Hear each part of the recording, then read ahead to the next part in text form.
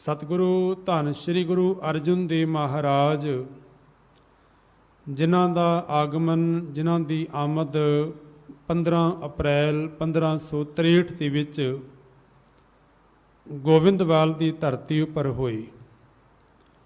ਪਿਤਾ ਸਤਿਗੁਰੂ ਧੰਨ ਗੁਰੂ ਰਾਮਦਾਸ ਸੱਚੇ ਪਾਤਸ਼ਾਹ ਮਹਾਰਾਜ ਔਰ ਮਾਤਾ ਭਾਨੀ ਜੀ ਦੀ ਕੁੱਖ ਤੋਂ ਆਪ ਜੀ ਨੇ ਅਵਤਾਰ ਧਾਰਨ ਕੀਤਾ। ਸਾਧ ਸੰਗਤ ਸਤਿਗੁਰੂ ਗੁਰੂ ਅਰਜੁਨ ਦੇਵ ਮਹਾਰਾਜ ਨੂੰ ਬਚਪਨ ਤੋਂ ਹੀ ਗੁਰਮਤਿ ਦੀ ਸੋਝੀ ਜਿਹੜੀ ਹੈ ਉਹ ਪ੍ਰਾਪਤ ਹੋਈ। ਭੱਟਾਂ ਨੇ ਬੜੇ ਪਿਆਰੇ ਬਚਨ ਕੀਤੇ ਨੇ। ਉਹ ਆਖਦੇ ਨੇ ਕਿ ਤੈਂ ਜਨਮਤ ਗੁਰਮਤ ਬ੍ਰਹਮ ਪਛਾਣਿਓ, ਕਿ ਹੈ ਸਤਿਗੁਰੂ ਗੁਰੂ ਅਰਜੁਨ ਦੇਵ ਪਾਤਸ਼ਾਹ ਤੁਸੀਂ ਜਨਮ ਤੋਂ ਹੀ ਗੁਰਮਤਿ ਦੀ ਪਛਾਣ ਕੀਤੀ ਹੈ ਔਰ ਬ੍ਰਹਮ ਦੀ ਗੁਰਮਤਿ ਦੀ ਪਛਾਣ ਸਤਿਗੁਰੂ ਗੁਰੂ ਅਰਜੁਨ ਦੇਵ ਮਹਾਰਾਜ ਨੂੰ ਵਿਰਾਸਤ ਵਿੱਚ ਮਿਲੀ ਹੈ। ਸਾਧ ਸੰਗਤ ਜਦੋਂ ਪਹਿਲਾਂ ਇਤਿਹਾਸ ਵਿਚਾਰਦੇ ਹਨ, ਗੁਰੂ ਨਾਨਕ ਸੱਚੇ ਪਾਤਸ਼ਾਹ ਧੁਰ ਦਰਗਾਹ ਤੋਂ ਨਿਰੰਕਾਰ ਪਰਮਾਤਮਾ ਦਾ ਰੂਪ ਨੇ, ਪਰ ਸਤਿਗੁਰੂ ਗੁਰੂ ਨਾਨਕ ਸੱਚੇ ਪਾਤਸ਼ਾਹ ਦਾ ਜਿਸ ਘਰ ਦੇ ਵਿੱਚ ਆਗਮਨ ਹੋਇਆ ਉਹ ਬੇਦੀ ਕੁਲ ਹੈ, ਜਿਸ ਦੇ ਵਿੱਚ ਸਨਾਤਨ ਧਰਮ ਦਾ ਪ੍ਰਭਾਵ ਹੈ। ਉੱਥੇ ਦੀਆਂ ਮਰਿਆਦਾਵਾਂ ਨਿਭਾਈਆਂ ਜਾਂਦੀਆਂ ਨੇ। ਜਦੋਂ ਭਾਈ ਲਹਿਣਾ ਜੀ ਗੁਰੂ ਅੰਗਦ ਦੇਵ ਮਹਾਰਾਜ ਦੀ ਗੱਲ ਕਰਦੇ ਹਾਂ ਤੇ ਭਾਈ ਲਹਿਣਾ ਜੀ ਵੀ ਤ੍ਰਿਹਣ ਕੁਲ ਦੇ ਨਾਲ ਸੰਬੰਧ ਰੱਖਦੇ ਨੇ ਤੇ ਉਹਨਾਂ ਦੇ ਘਰ ਦੇ ਵਿੱਚ ਵੀ ਬਚਪਨ ਤੋਂ ਲੈ ਕੇ ਜਦੋਂ ਤੱਕ ਗੁਰਤਾ ਗੱਦੀ ਪਰ ਵਿਰਾਜਮਾਨ ਹੋਏ ਭਾਈ ਲਹਿਣਾ ਜੀ ਗੁਰੂ ਅੰਗਦ ਦੇਵ ਸੱਚੇ ਪਾਤਸ਼ਾਹ ਉਸ ਘਰ ਦੇ ਵਿੱਚ ਸਨਾਤਨ ਧਰਮ ਦੀਆਂ ਮਰਿਆਦਾਵਾਂ ਨਿਭਾਈਆਂ ਜਾਂਦੀਆਂ ਨੇ ਘਰ ਦੇ ਵਿੱਚ। ਕਿਉਂਕਿ ਭਾਈ ਲਹਿਣਾ ਜੀ ਤਕਰੀਬਨ 28 ਸਾਲ ਤੱਕ ਦੇਵੀ ਦੇ ਦਰਸ਼ਨਾਂ ਲਈ ਜਾਂਦੇ ਰਹੇ। ਗੁਰੂ ਅਮਰਦਾਸ ਸੱਚੇ ਪਾਤਸ਼ਾਹ 19-20 ਵਾਰ ਹਰਿਦੁਆਰ ਦੀ ਯਾਤਰਾ ਕਰ ਆਏ ਨੇ। ਉਹਨਾਂ ਦੀ ਅਰਬਲਾ ਤਕਰੀਬਨ 62 ਸਾਲ ਦੀ ਹੋ ਗਈ ਜਦੋਂ ਧੰਨ ਗੁਰੂ ਅੰਗਦ ਦੇਵ ਮਹਾਰਾਜ ਦੇ ਸ਼ਰਨ 'ਚ ਆਏ। ਕਹਿਣ ਦਾ ਭਾਵ ਕਿ ਧੰਨ ਗੁਰੂ ਅਮਰਦਾਸ ਸੱਚੇ ਪਾਤਸ਼ਾਹ ਦੇ ਘਰ ਦੇ ਵਿੱਚ ਵੀ ਜੋ ਮਰਿਆਦਾ ਨਿਭਾਈਆਂ ਜਾਂਦੀਆਂ ਨੇ, ਘਰ ਦੇ ਵਿੱਚ ਰੋਹ ਰੀਤੀਆਂ ਨਿਭਾਈਆਂ ਜਾਂਦੀਆਂ ਨੇ, ਉਹ ਸਨਾਤਨ ਧਰਮ ਦੀਆਂ ਨੇ। ਗੁਰੂ ਰਾਮਦਾਸ ਸੱਚੇ ਪਾਤਸ਼ਾਹ ਜੇਠਾ ਜੀ ਬਚਪਨ ਤੋਂ ਹੀ ਭਾਵੇਂ ਮਾਤਾ ਪਿਤਾ ਚੜ੍ਹਾਈ ਕਰ ਗਏ, ਪਿਤਾ ਹਰਦਾਸ ਜੀ ਮਾਤਾ ਦਇਆ ਕੌਰ ਜੀ, ਪਰ ਉਹ ਵੀ ਸਨਾਤਨ ਧਰਮ ਦੇ ਵਿੱਚ, ਕਿਉਂਕਿ ਸੋਢੀ ਕੁਲ ਦੇ ਅੰਦਰ ਉਹਨਾਂ ਦਾ ਜਨਮ ਹੋਇਆ ਸੀ। ਪਰ ਧੰਨ ਗੁਰੂ ਅਰਜੁਨ ਦੇਵ ਮਹਾਰਾਜ ਸੱਚੇ ਪਾਤਸ਼ਾਹ ਜਨਮ ਤੋਂ ਹੀ ਧੰਨ ਗੁਰੂ ਅਮਰਦਾਸ ਸੱਚੇ ਪਾਤਸ਼ਾਹ ਮਹਾਰਾਜ ਦੀ ਗੋਦ ਪ੍ਰਾਪਤ ਹੋਈ। ਪਿਤਾ ਧੰਨ ਗੁਰੂ ਰਾਮਦਾਸ ਸੱਚੇ ਪਾਤਸ਼ਾਹ ਤੇ ਮਾਤਾ ਭਾਨੀ ਜੀ ਦੀ ਗੋਦ ਦੇ ਵਿੱਚ ਰਹਿ ਕੇ ਉਹਨਾਂ ਨੇ ਗੁਰਮਤਿ ਦੀ ਜਾਣਕਾਰੀ ਪ੍ਰਾਪਤ ਕੀਤੀ। ਤਾਂ ਹੀ ਭੱਟ ਸਾਹਿਬਾਨ ਇਹ ਆਖਦੇ ਨੇ ਕਿ ਤੈਂ ਜਨਮਤ ਗੁਰਮਤਿ ਬ੍ਰਹਮ ਪਛਾਣਿਓ, ਕਿ ਹੈ ਸਤਿਗੁਰੂ ਗੁਰੂ ਅਰਜੁਨ ਦੇਵ ਸੱਚੇ ਪਾਤਸ਼ਾਹ ਤੁਸੀਂ ਜਨਮ ਤੋਂ ਹੀ ਗੁਰਮਤਿ ਦੀ ਪਛਾਣ ਕੀਤੀ ਹੈ। ਸਤਿਗੁਰੂ ਧੰਨ ਗੁਰੂ ਅਰਜੁਨ ਦੇਵ ਮਹਾਰਾਜ ਤਕਰੀਬਨ 11 ਸਾਲ ਗੋਬਿੰਦਵਾਲ ਦੀ ਧਰਤੀ ਉੱਪਰ ਆਪਣੇ ਨਾਨਾ ਧੰਨ ਗੁਰੂ ਅਮਰਦਾਸ ਸੱਚੇ ਪਾਤਸ਼ਾਹ ਮਹਾਰਾਜ ਦੀ ਗੋਦ ਦੇ ਵਿੱਚ ਰਹਿ ਕੇ ਸਤਿਗੁਰੂ ਮਹਾਰਾਜ ਦਾ ਜੀਵਨ ਬਤੀਤ ਹੋਇਆ। 11 ਸਾਲ ਤੋਂ ਲੈ ਕੇ 18 ਸਾਲ ਤੱਕ ਧੰਨ ਗੁਰੂ ਰਾਮਦਾਸ ਸੱਚੇ ਪਾਤਸ਼ਾਹ ਮਹਾਰਾਜ ਦੀ ਸੰਗਤ ਕਰਕੇ ਉਹਨਾਂ ਦੇ ਕੋਲੋਂ ਗੁਰਮਤਿ ਫਲਸਫਾ ਪ੍ਰਾਪਤ ਕੀਤਾ। ਇਤਿਹਾਸ ਵਿੱਚ ਜ਼ਿਕਰ ਆਉਂਦਾ ਹੈ ਕਿ ਧੰਨ ਗੁਰੂ ਅਰਜੁਨ ਦੇਵ ਮਹਾਰਾਜ ਅਜੇ ਛੋਟੀ ਅਰਬਲਾ ਹੈ, ਕੁਝ ਮਹੀਨਿਆਂ ਦੇ ਨੇ, ਤਕਰੀਬਨ ਸਾਲ ਦੇ ਕਹਿ ਲਈਏ। ਤੇ ਜਦੋਂ ਸਾਲ ਦੇ ਨੇ ਤੇ ਗੋਬਿੰਦਵਾਲ ਦੀ ਧਰਤੀ ਉੱਪਰ ਇਹ ਘਟਨਾ ਇਹ ਵਾਪਰੀ ਕਿ ਜਿਸ ਸਥਾਨ ਦੇ ਉੱਪਰ ਧੰਨ ਗੁਰੂ ਅਮਰਦਾਸ ਮਹਾਰਾਜ ਚੋਕੜਾ ਲਾ ਕੇ ਬੈਠੇ ਸਨ, ਪਰਮਾਤਮਾ ਦੇ ਚਰਨਾਂ ਦੇ ਧਿਆਨ ਜੋੜ ਕੇ, ਉਸ ਕਮਰੇ ਦਾ ਦਰਵਾਜ਼ਾ ਥੋੜ੍ਹਾ ਜਿਹਾ ਬੰਦ ਹੈ ਤੇ ਤਕਰੀਬਨ ਉਸ ਦੇ ਵਿੱਚੋਂ ਅੰਦਰ ਕੋਈ ਨਹੀਂ ਜਾ ਸਕਦਾ। ਦਰਵਾਜ਼ਾ ਬੰਦ ਸੀ ਪਰ ਥੋੜ੍ਹਾ ਜਿਹਾ ਦਰਵਾਜ਼ਾ ਖੁੱਲ੍ਹਾ ਹੋਇਆ ਹੈ। ਗੁਰੂ ਅਰਜੁਨ ਦੇਵ ਮਹਾਰਾਜ ਅਜੇ ਪੈਰਾਂ ਦੇ ਭਾਰ ਤੁਰਦੇ ਨੇ ਤੇ ਮਾਤਾ ਭਾਨੀ ਜੀ ਨੇ ਇੱਕ ਕੱਪੜਿਆਂ ਦੀ ਗੇਂਦ ਬਣਾ ਕੇ ਦਿੱਤੀ ਜੋ ਬੱਚੇ ਆਮ ਖੇਲਦੇ ਸਨ। ਉਸ ਗੇਂਦ ਨੂੰ ਸਿੱਟਦੇ ਨੇ ਤੇ ਪਿੱਛੇ ਪਿੱਛੇ ਧੰਨ ਗੁਰੂ ਅਰਜੁਨ ਦੇਵ ਮਹਾਰਾਜ ਉਸ ਗੇਂਦ ਦੇ ਜਾਂਦੇ ਨੇ। ਉਹ ਗੇਂਦ ਕੱਪੜਿਆਂ ਦੀ ਬਣੀ ਹੋਈ ਜਿਸ ਥਾਂ ਦੇ ਉੱਪਰ ਧੰਨ ਗੁਰੂ ਅਮਰਦਾਸ ਮਹਾਰਾਜ ਸੱਚੇ ਪਾਤਸ਼ਾਹ ਬਿਰਾਜਮਾਨ ਸਨ, ਉਸ ਕਮਰੇ ਦੇ ਵਿੱਚ ਚਲੇ ਗਏ। ਤੇ ਪਿੱਛੇ ਜਦੋਂ ਜਾਣ ਲੱਗੇ ਗੁਰੂ ਅਰਜਨ ਦੇਵ ਮਹਾਰਾਜ ਤੇ ਦਰਵਾਜ਼ਾ ਬੰਦ ਹੋਣ ਕਰਕੇ ਉਹ ਅੰਦਰ ਨਾ ਜਾ ਪਏ ਤੇ ਦਰਵਾਜ਼ਾ ਖੋਲ੍ਹਣ ਲਈ ਗੁਰੂ ਅਰਜਨ ਦੇਵ ਮਹਾਰਾਜ ਨੇ ਆਪਣਾ ਇੱਕ ਹੱਥ ਜ਼ਮੀਨ ਦੇ ਉੱਪਰ ਰੱਖਿਆ, ਕਿਉਂਕਿ ਹਰੇ ਹੱਥਾਂ ਦੇ ਪੈਰਾਂ ਦੇ ਪਿਰੜਦੇ ਨੇ, ਤੇ ਉਸ ਵੇਲੇ ਇੱਕ ਹੱਥ ਜ਼ਮੀਨ ਦੇ ਉੱਪਰ ਰੱਖ ਕੇ ਇੱਕ ਹੱਥ ਦੇ ਨਾਲ ਦਰਵਾਜ਼ਾ ਖੋਲ੍ਹਣ ਦਾ ਯਤਨ ਕੀਤਾ ਤੇ ਦਰਵਾਜ਼ਾ ਨਹੀਂ ਖੁੱਲਿਆ। ਹੁਣ ਸੱਜਾ ਹੱਥ ਜ਼ਮੀਨ ਦੇ ਉੱਪਰ ਰੱਖਦੇ ਨੇ, ਖੱਬੇ ਹੱਥ ਦੇ ਨਾਲ ਦਰਵਾਜ਼ਾ ਖੋਲ੍ਹਦੇ ਨੇ। ਦਰਵਾਜ਼ੇ ਉਸ ਵੇਲੇ ਬਹੁਤ ਮਜ਼ਬੂਤ ਸਨ, ਵੱਡੇ ਵੱਡੇ ਦਰਵਾਜ਼ੇ ਹੋਇਆ ਕਰਦੇ ਸਨ, ਦਰਵਾਜ਼ਾ ਨਹੀਂ ਖੁੱਲਿਆ। ਤੇ ਇਹ ਸਾਰਾ ਕੋਤਕ ਅੰਦਰੋਂ ਬੈਠੇ ਹੋਏ ਧੰਨ ਗੁਰੂ ਅਮਰਦਾਸ ਸੱਚੇ ਪਾਤਸ਼ਾਹ ਦੇਖਦੇ ਪਏ ਨੇ। ਗੁਰੂ ਅਰਜਨ ਦੇਵ ਮਹਾਰਾਜ 1 ਸਾਲ ਦੀ ਅਰਬਲਾ ਦੋਵੇਂ ਹੱਥ ਅੱਗੇ ਲਗਾ ਕੇ ਸਿਰ ਦੇ ਨਾਲ ਉਹ ਦਰਵਾਜ਼ੇ ਨੂੰ ਜ਼ੋਰ ਦਿੱਤਾ।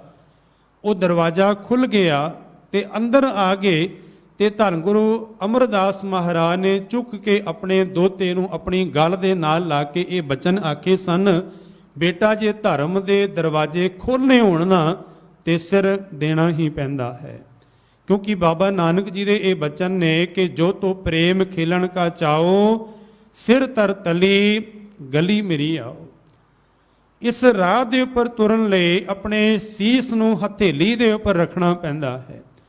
ਤੇ ਧੰਨ ਗੁਰੂ ਅਰਜਨ ਦੇਵ ਮਹਾਰਾਜ 11 ਸਾਲ ਧੰਨ ਗੁਰੂ ਅਮਰਦਾਸ ਮਹਾਰਾਜ ਦੀ ਸੰਗਤ ਪ੍ਰਾਪਤ ਕੀਤੀ। ਸਾਧ ਸੰਗਤ ਜਦੋਂ 18 ਸਾਲ ਦੀ ਅਰਬਲਾ ਹੋਈ ਤੇ ਧੰਨ ਗੁਰੂ ਅਰਜਨ ਦੇਵ ਮਹਾਰਾਜ ਦੇ ਜੀਵਨ ਦੇ ਵਿੱਚ ਇਹ ਘਟਨਾ ਵਾਪਰੀ ਕਿ ਧੰਨ ਗੁਰੂ ਰਾਮਦਾਸ ਸੱਚੇ ਪਾਤਸ਼ਾਹ ਮਹਾਰਾਜ ਦੇ ਰਿਸ਼ਤੇ ਦੇ ਅੰਦਰ ਜੋ ਭਰਾ ਲੱਗਦੇ ਨੇ, ਲਾਹੌਰ ਤੋਂ ਸਿਹਾਰੀ ਮੱਲ ਜੀ ਆਏ। ਸਿਹਾਰੀ ਮੱਲ ਜੀ ਨੇ ਆ ਕੇ ਬੇਨਤੀ ਕੀਤੀ ਗੁਰੂ ਰਾਮਦਾਸ ਸੱਚੇ ਪਾਤਸ਼ਾਹ ਦੇ ਚਰਨਾਂ ਦੇ ਵਿੱਚ ਕਿ ਆਪ ਜੀ ਦੇ ਭਤੀਜੇ ਦਾ ਵਿਆਹ ਹੈ ਤੇ ਸਤਿਗੁਰੂ ਗੁਰੂ ਰਾਮਦਾਸ ਸੱਚੇ ਪਾਤਸ਼ਾਹ ਜੀਓ ਤੁਸੀਂ ਵਿਆਹ ਦੇ ਵਿੱਚ ਹਾਜ਼ਰੀ ਭਰਨੀ ਹੈ। ਹੁਣ ਧੰਨ ਗੁਰੂ ਰਾਮਦਾਸ ਸੱਚੇ ਪਾਤਸ਼ਾਹ ਮਹਾਰਾਜ ਦਾ ਹਿਰਦਾ ਬੜਾ ਵਿਸ਼ਾਲ ਹੈ। ਉਹ ਆਖਣ ਲੱਗੇ, ਸਿਹਾਰੀ ਮੱਲ ਜੀ ਅਸੀਂ ਆਉਣ ਨੂੰ ਤਿਆਰ ਹਾਂ, ਪਰ ਵਿਆਹ ਦਾ ਕਾਰਜ ਹੈ, ਜਿਸ ਘਰ ਦੇ ਵਿੱਚ ਬਰਾਤ ਜਾਣੀ ਹੈ, ਸਾਡੇ ਜਾਣ ਦੇ ਨਾਲ ਉੱਥੇ ਹੋਰ ਸੰਗਤਾਂ ਬਹੁਤ ਪਹੁੰਚ ਜਾਣਗੀਆਂ ਤੇ ਪਰਿਵਾਰ ਨੂੰ ਖੇਚਲ ਹੋਏਗੀ। ਸਿਹਾਰੀ ਮੱਲ ਜੀ ਨੇ ਫਿਰ ਬੇਨਤੀ ਕੀਤੀ ਕਿ ਸਤਿਗੁਰੂ ਪਾਤਸ਼ਾਹ ਜੇ ਤੁਸੀਂ ਨਹੀਂ ਆ ਸਕਦੇ, ਆਪਣੇ ਪਰਿਵਾਰ ਦੇ ਵਿੱਚੋਂ ਜੀਆਂ ਨੂੰ ਭੇਜ ਦਿਓ। ਧੰਨ ਗੁਰੂ ਰਾਮਦਾਸ ਸੱਚੇ ਪਾਤਸ਼ਾਹ ਨੇ ਆਖਿਆ, ਸਤ ਬਚਨ ਮੈਂ ਆਪਣੇ ਪਰਿਵਾਰ ਦੇ ਜੀਆਂ ਦੇ ਵਿੱਚੋਂ ਕਿਸੇ ਨੂੰ ਭੇਜ ਦਿਆਂਗਾ। ਧੰਨ ਗੁਰੂ ਰਾਮਦਾਸ ਸੱਚੇ ਪਾਤਸ਼ਾਹ ਨੇ ਹੁਣ ਆਪਣੇ ਸਾਹਿਬਜ਼ਾਦਿਆਂ ਨੂੰ ਬਾਬਾ ਪ੍ਰਿਥੀ ਚੰਦ ਜੀ, ਬਾਬਾ ਮਹਾਦੇਵ ਜੀ ਔਰ ਧੰਨ ਗੁਰੂ ਅਰਜਨ ਦੇਵ ਮਹਾਰਾਜ ਜੀ, ਇਹਨਾਂ ਤਿੰਨਾਂ ਸਾਹਿਬਜ਼ਾਦਿਆਂ ਨੂੰ ਬੁਲਾਇਆ। ਸਾਧ ਸੰਗਤ ਬਾਬਾ ਪ੍ਰਿਥੀ ਚੰਦ ਜੀ ਮਾਇਆ ਵਾਲੀ ਬਿਰਤੀ ਵਾਲੇ ਨੇ। ਬਾਬਾ ਮਹਾਦੇਵ ਜੀ ਉਹਨਾਂ ਦੀ ਬਿਰਤੀ ਜਿਹੜੀ ਹੈ ਉਹ ਸੰਸਾਰ ਤੋਂ ਵਿਰਕਤ ਹੈ, ਪਰ ਧੰਨ ਗੁਰੂ ਅਰਜਨ ਦੇਵ ਮਹਾਰਾਜ ਮਾਇਆ ਵਾਲੀ ਬਿਰਤੀ ਭਾਵ ਕਿ ਪਰਮਾਤਮਾ ਦੀ ਰਹਿਮਤ ਵਾਲੀ ਬਿਰਤੀ ਦੇ ਮਾਲਕ ਨੇ। ਸਭ ਤੋਂ ਪਹਿਲਾਂ ਬਾਬਾ ਪ੍ਰਿਥੀ ਚੰਦ ਨੂੰ ਬੇਨਤੀ ਕੀਤੀ ਕਿ ਬਾਬਾ ਪ੍ਰਿਥੀ ਚੰਦ ਜੀ ਤੁਸੀਂ ਲਾਹੌਰ ਸਿਹਾਰੀ ਮੱਲ ਜੀ ਦੇ ਗ੍ਰਹਿ ਵਿਖੇ ਵਿਆਹ ਦੇ ਵਿੱਚ ਜਾਣਾ ਹੈ। ਤੇ ਬਾਬਾ ਪ੍ਰਿਥੀ ਚੰਦ ਜੀ ਨੇ ਇਹ ਗੱਲ ਕਹਿ ਕੇ ਮਨਾ ਕਰ ਦਿੱਤਾ ਕਿ ਗੁਰੂ ਪਾਤਸ਼ਾਹ ਤੁਹਾਨੂੰ ਤੇ ਪਤਾ ਹੀ ਨਹੀਂ ਕਿ ਕਿਤਨਾ ਸਮਾਨ ਆਂਦਾ ਹੈ, ਕੀ ਕੁਝ ਕਾਰਜ ਕਰਨੇ ਹੁੰਦੇ ਨੇ, ਉਹ ਸਾਰਾ ਕੰਮ ਤੇ ਮੇਰੇ ਸਿਰ ਦੇ ਉੱਪਰ ਹੈ। ਆਪ ਜੀ ਦੇ ਵੇਲੇ ਭਾਵੇਂ ਇਤਨਾ ਕੰਮ ਨਹੀਂ ਸੀ, ਪਰ ਹੁਣ ਕੰਮ ਬਹੁਤ ਵੱਧ ਚੁੱਕਿਆ ਹੈ। ਬਾਬਾ ਪ੍ਰਿਥੀ ਚੰਦ ਜੀ ਨੇ ਆਪਣੇ ਪਿਤਾ ਜੀ ਨੂੰ ਇੱਕ ਗੱਲ ਕਹੀ, ਕੰਮ ਬਹੁਤ ਵੱਧ ਚੁੱਕਿਆ ਹੈ, ਤੁਹਾਨੂੰ ਉਹਦੇ ਬਾਰੇ ਪਤਾ ਨਹੀਂ, ਸਾਰਾ ਕਾਰਜ ਤੇ ਮੇਰੇ ਸਿਰ ਦੇ ਉੱਪਰ ਹੈ। ਤੇ ਗੁਰੂ ਨਾਨਕ ਸੱਚੇ ਪਾਤਸ਼ਾਹ ਦੇ ਬੜੇ ਪਿਆਰੇ ਬਚਨ ਨੇ, ਉਹ ਆਖਦੇ ਨੇ ਕਿ ਜਦੋਂ ਮਨੁੱਖ ਆਪਣੇ ਆਪ ਨੂੰ ਗੁਰੂ ਤੋਂ ਸਿਆਣਾ ਬਣਨ ਲੱਗ ਜਾਏ ਨਾ, ਉਹ ਗੁਰੂ ਤੋਂ ਕੋਹਾਂ ਦੂਰ ਹੋ ਜਾਂਦਾ ਹੈ ਕਿ ਨਾਨਕ ਗੁਰੂ ਨਾ ਚੇਤਨੀ ਮਨ ਆਪਣੇ, ਸੁਚੇਤ ਛੁੱਟੇ ਤਿਲ ਪੁਆੜ ਜਿਉ ਸੁੰਝੈ ਅੰਦਰ ਖੇਤ। ਉਹਨਾਂ ਨੇ ਆਖਿਆ ਕਿ ਮਹਾਰਾਜ ਧੰਨ ਗੁਰੂ ਰਾਮਦਾਸ ਸੱਚੇ ਪਾਤਸ਼ਾਹ ਮੈਂ ਉਸ ਵਿਆਹ ਦੇ ਵਿੱਚ ਨਹੀਂ ਜਾ ਸਕਦਾ, ਉਹ ਰਾਹ ਦੇ ਵਿੱਚ ਗਰਮੀ ਵੀ ਬਹੁਤ ਪੈਂਦੀ ਹੈ, ਮੈਂ ਉਹ ਗਰਮੀ ਨਹੀਂ ਸਹਾਰ ਸਕਦਾ। ਤੇ ਧੰਨ ਗੁਰੂ ਰਾਮਦਾਸ ਸੱਚੇ ਪਾਤਸ਼ਾਹ ਮਹਾਰਾਜ ਮੁਸਕਰਾ ਪਏ ਤੇ ਸਿੱਖਾਂ ਨੇ ਬੇਨਤੀ ਕੀਤੀ, ਮਹਾਰਾਜ ਬਾਬਾ ਪ੍ਰਿਥੀ ਚੰਦ ਜੀ ਮਨਾ ਕਰ ਰਹੇ ਨੇ ਤੇ ਤੁਸੀਂ ਅੱਗੋਂ ਹੱਸ ਰਹੇ ਹੋ। ਤੇ ਉਸ ਵੇਲੇ ਧੰਨ ਗੁਰੂ ਰਾਮਦਾਸ ਸੱਚੇ ਪਾਤਸ਼ਾਹ ਨੇ ਇਹ ਬਚਨ ਕੀਤੇ, ਆਖਣ ਲੱਗੇ ਜੋ ਰਾਹ ਦੀ ਗਰਮੀ ਨਹੀਂ ਸਹਾਰ ਸਕਦਾ, ਉਹ ਮੰਜ਼ਲਾਂ ਦੀ ਗਰਮੀ, ਮੰਜ਼ਲਾਂ ਦੀ ਤਪਸ ਕਿਵੇਂ ਸਹਾਰੇਗਾ।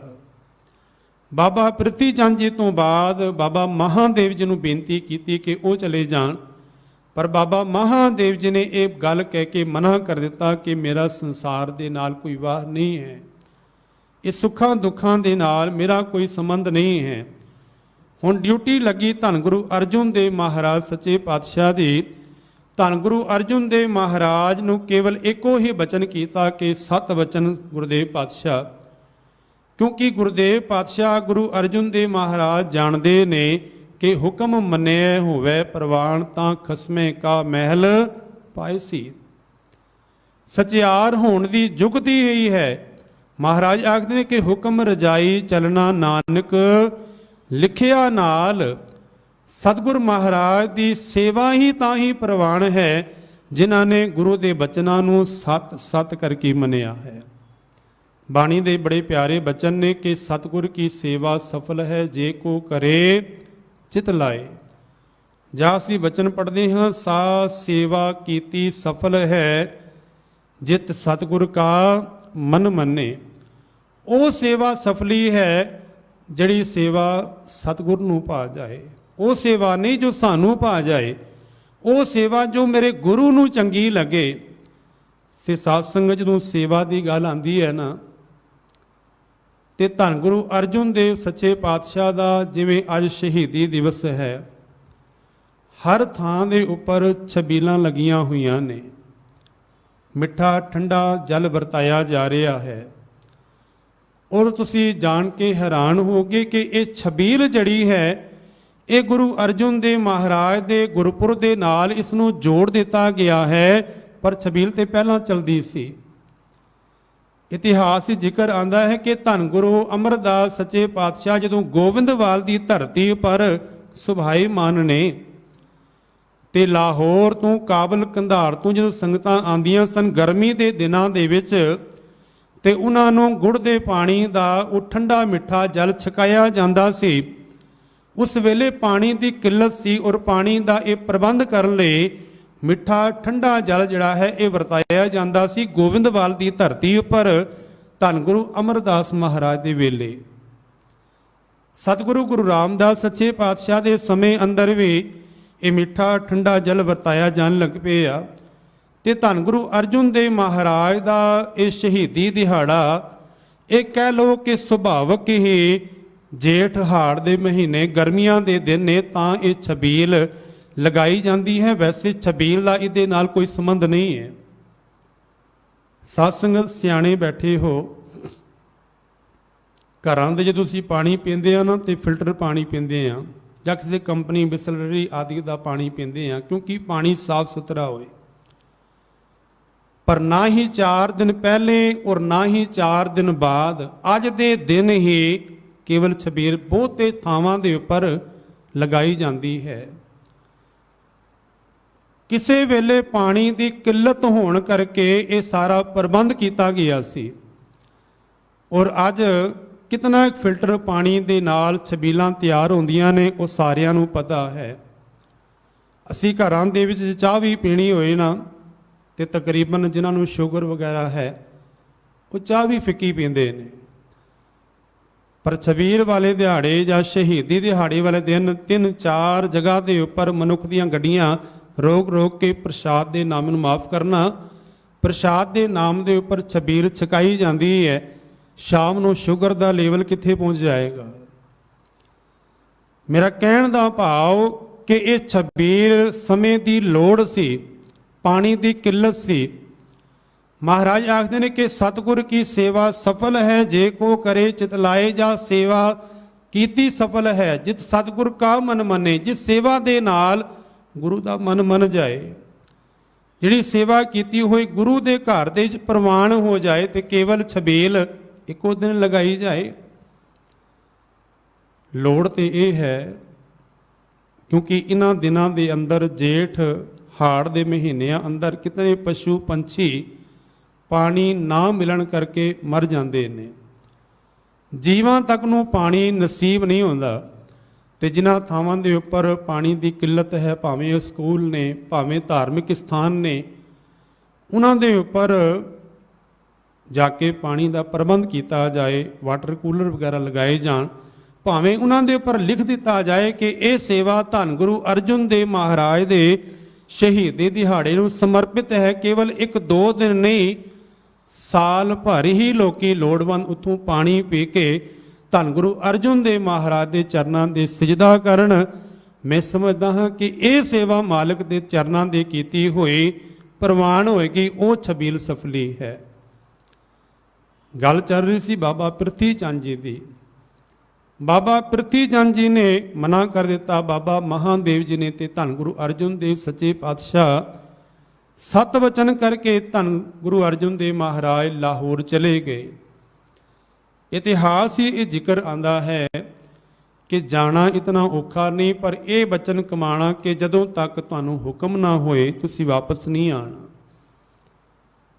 ਲਾਹੌਰ ਦੇ ਅੰਦਰ ਵਿਆਹ ਦਾ ਕਾਰਜ ਸੰਪੂਰਨ ਹੋ ਗਿਆ। ਉਸ ਤੋਂ ਬਾਅਦ ਵੀ ਜਦੋਂ ਕੋਈ ਬੁਲਾਵਾ ਨਹੀਂ ਆਇਆ ਤੇ ਧੰਨ ਗੁਰੂ ਅਰਜਨ ਦੇਵ ਪਾਤਸ਼ਾਹ ਮਹਾਰਾਜ ਨੇ ਫਿਰ ਇੱਕ ਬੇਨਤੀ ਚਿੱਠੀ ਪੱਤਰ ਲਿਖੇ ਆ, ਜੋ ਇਤਿਹਾਸਕਾਰ ਆਖਦੇ ਨੇ ਕਿ ਮਾਝ ਰਾਗ ਅੰਦਰ ਗੁਰੂ ਅਰਜਨ ਦੇਵ ਪਾਤਸ਼ਾਹ ਦੇ ਬਚਨ ਨੇ ਕਿ ਮੇਰਾ ਮਨ ਲੋਚੈ ਗੁਰ ਦਰਸ਼ਨ ਤਾਈ, ਬਿਲਪ ਕਰੇ ਚਾਤ੍ਰਿਕ ਕੀ ਨਿਆਈ, ਤਿਰਖਾ ਨਾ ਉਤਰੈ ਸ਼ਾਂਤ ਨ ਆਵੈ। ਇਹ ਸ਼ਬਦ ਸਤਿਗੁਰੂ ਮਹਾਰਾਜ ਨੇ ਧੰਨ ਗੁਰੂ ਰਾਮਦਾਸ ਸੱਚੇ ਪਾਤਸ਼ਾਹ ਤੱਕ ਭੇਜਿਆ, ਪਰ ਇਹ ਬਾਬਾ ਪ੍ਰਿਥੀ ਚੰਦ ਜੀ ਨੇ ਚਿੱਠੀ ਪੱਤਰ ਜਾਂ ਸ਼ਬਦ ਜਿਹੜਾ ਹੈ ਇਹ ਨਹੀਂ ਪਹੁੰਚਣ ਦਿੱਤਾ। ਫਿਰ ਦੂਸਰਾ ਸ਼ਬਦ ਲਿਖ ਕੇ ਕਿ ਘੜੀ ਨਾ ਮਿਲਤੇ ਤਾਂ ਕਰ ਜੁਗ ਹੋਤਾ, ਹੁਣ ਕਦ ਮਿਲੀਏ ਪ੍ਰਿਆ ਤੁਧ ਭਗਵੰਤਾ, ਇਹ ਸ਼ਬਦ ਲਿਖ ਕੇ ਭੇਜਿਆ, ਇਹ ਵੀ ਨਹੀਂ ਪਹੁੰਚਣ ਦਿੱਤਾ। ਫਿਰ ਤੀਸਰਾ ਬਚਨ ਧੰਨ ਗੁਰੂ ਅਰਜਨ ਦੇਵ ਮਹਾਰਾਜ ਲਿਖ ਕੇ ਭੇਜਦੇ ਨੇ ਕਿ ਤੇਰਾ ਮੁਖ ਸੁਹਾਵਾ ਜਿਉ ਸਹਿਜ ਤੁਨ ਬਾਣੀ, ਚਿਰ ਹੋਆ ਦੇਖੇ ਸਾਰੰਗ ਪਾਣੀ। ਤੇ ਨਾਲ ਇਹ ਬਚਨ ਕੀਤੇ ਕਿ ਇਹ ਸ਼ਬਦ, ਇਹ ਚਿੱਠੀ ਧੰਨ ਗੁਰੂ ਰਾਮਦਾਸ ਸੱਚੇ ਪਾਤਸ਼ਾਹ ਦੇ ਕਰ ਕਮਲਾਂ ਦੇ ਦੇਣੀ ਹੈ। ਇਹ ਬਚਨ ਧੰਨ ਗੁਰੂ ਰਾਮਦਾਸ ਸੱਚੇ ਪਾਤਸ਼ਾਹ ਨੇ ਪੜ੍ਹ ਕੇ ਧੰਨ ਗੁਰੂ ਅਰਜਨ ਦੇਵ ਮਹਾਰਾਜ ਨੂੰ ਲਾਹੌਰ ਤੋਂ ਬੁਲਾਇਆ ਤੇ ਸਤਿਗੁਰੂ ਮਹਾਰਾਜ ਨੇ ਸ਼ਬਦ ਮੁਕੰਮਲ ਕੀਤਾ ਕਿ ਭਾਗ ਹੋਆ ਗੁਰ ਸੰਤ ਮਿਲਾਇਆ, ਪ੍ਰਭ ਅਬਨਾਸ਼ੀ ਘਰ ਮੈਂ ਪਾਇਆ। ਗੁਰਦੇਵ ਪਾਤਸ਼ਾਹ ਨੇ ਜੋ ਪਰਖ ਕਰਨੀ ਸੀ, ਪਰਖ ਕਰਕੇ ਧੰਨ ਗੁਰੂ ਅਰਜਨ ਦੇਵ ਮਹਾਰਾਜ ਨੂੰ ਤਖਤ ਦੇ ਉੱਪਰ ਨਸ਼ੀਨ ਕੀਤਾ, ਤਖਤ ਦੇ ਉੱਪਰ ਸੁਭਾਏਮਾਨ ਕੀਤਾ ਤੇ ਧੰਨ ਗੁਰੂ ਰਾਮਦਾਸ ਸੱਚੇ ਪਾਤਸ਼ਾਹ ਇਹ 5 ਭੋਜਕ ਤੂ ਚੋਲਾ ਜਿਹੜਾ ਹੈ ਉਹ ਤਿਆਗ ਗਏ ਨੇ। ਸਾਧ ਸੰਗਤ ਇੱਥੇ ਭੱਟਾਂ ਨੇ ਬੜੇ ਪਿਆਰੇ ਬਚਨ ਕੀਤੇ। ਉਹ ਆਖਦੇ ਨੇ ਕਿ ਦੇਵਪੁਰੀ ਮੈਂ ਗਿਓ, ਆਪ ਪਰਮੇਸ਼ਰ ਪਾਇਓ, ਹਰ ਸਿੰਘਾਸਨ ਦਿਓ, ਸ਼੍ਰੀ ਗੁਰੂ ਤਾਹਾਂ ਬੈਠਾਇਓ, ਰਹਿਸ ਕੀਓ ਸੁਰਦੇਵ ਤੋਹੇ, ਜਸ ਜੈ ਜੈ ਜੰਪੈ ਅਸੁਰ ਗਏ ਤੇ ਭਾਗ, ਪਾਪ ਤਿਨ ਭੀਤਰ ਕੰਪੈ, ਕਾਟੇ ਸੋ ਪਾਪ ਤਿਨ ਨਰੋਂ ਕੇ, ਗੁਰੂ ਰਾਮਦਾਸ ਜਿਨ ਧਿਆਇਓ, ਛਤਰ ਸਿੰਘਾਸਨ ਪ੍ਰਥਮੇ, ਗੁਰੂ ਅਰਜਨ ਦੇ ਕੋਦੇ ਆਇਓ। ਕਿ ਸਤਿਗੁਰੂ ਗੁਰੂ ਰਾਮਦਾਸ ਸੱਚੇ ਪਾਤਸ਼ਾਹ ਮਹਾਰਾਜ ਨੇ ਤਖਤ ਔਰ ਛਤਰ ਜਿਹੜਾ ਹੈ ਧੰਨ ਗੁਰੂ ਅਰਜਨ ਦੇਵ ਪਾਤਸ਼ਾਹ ਨੂੰ ਦੇ ਕੇ ਆਪ ਪਿਆਨਾ ਕਰ ਗਏ।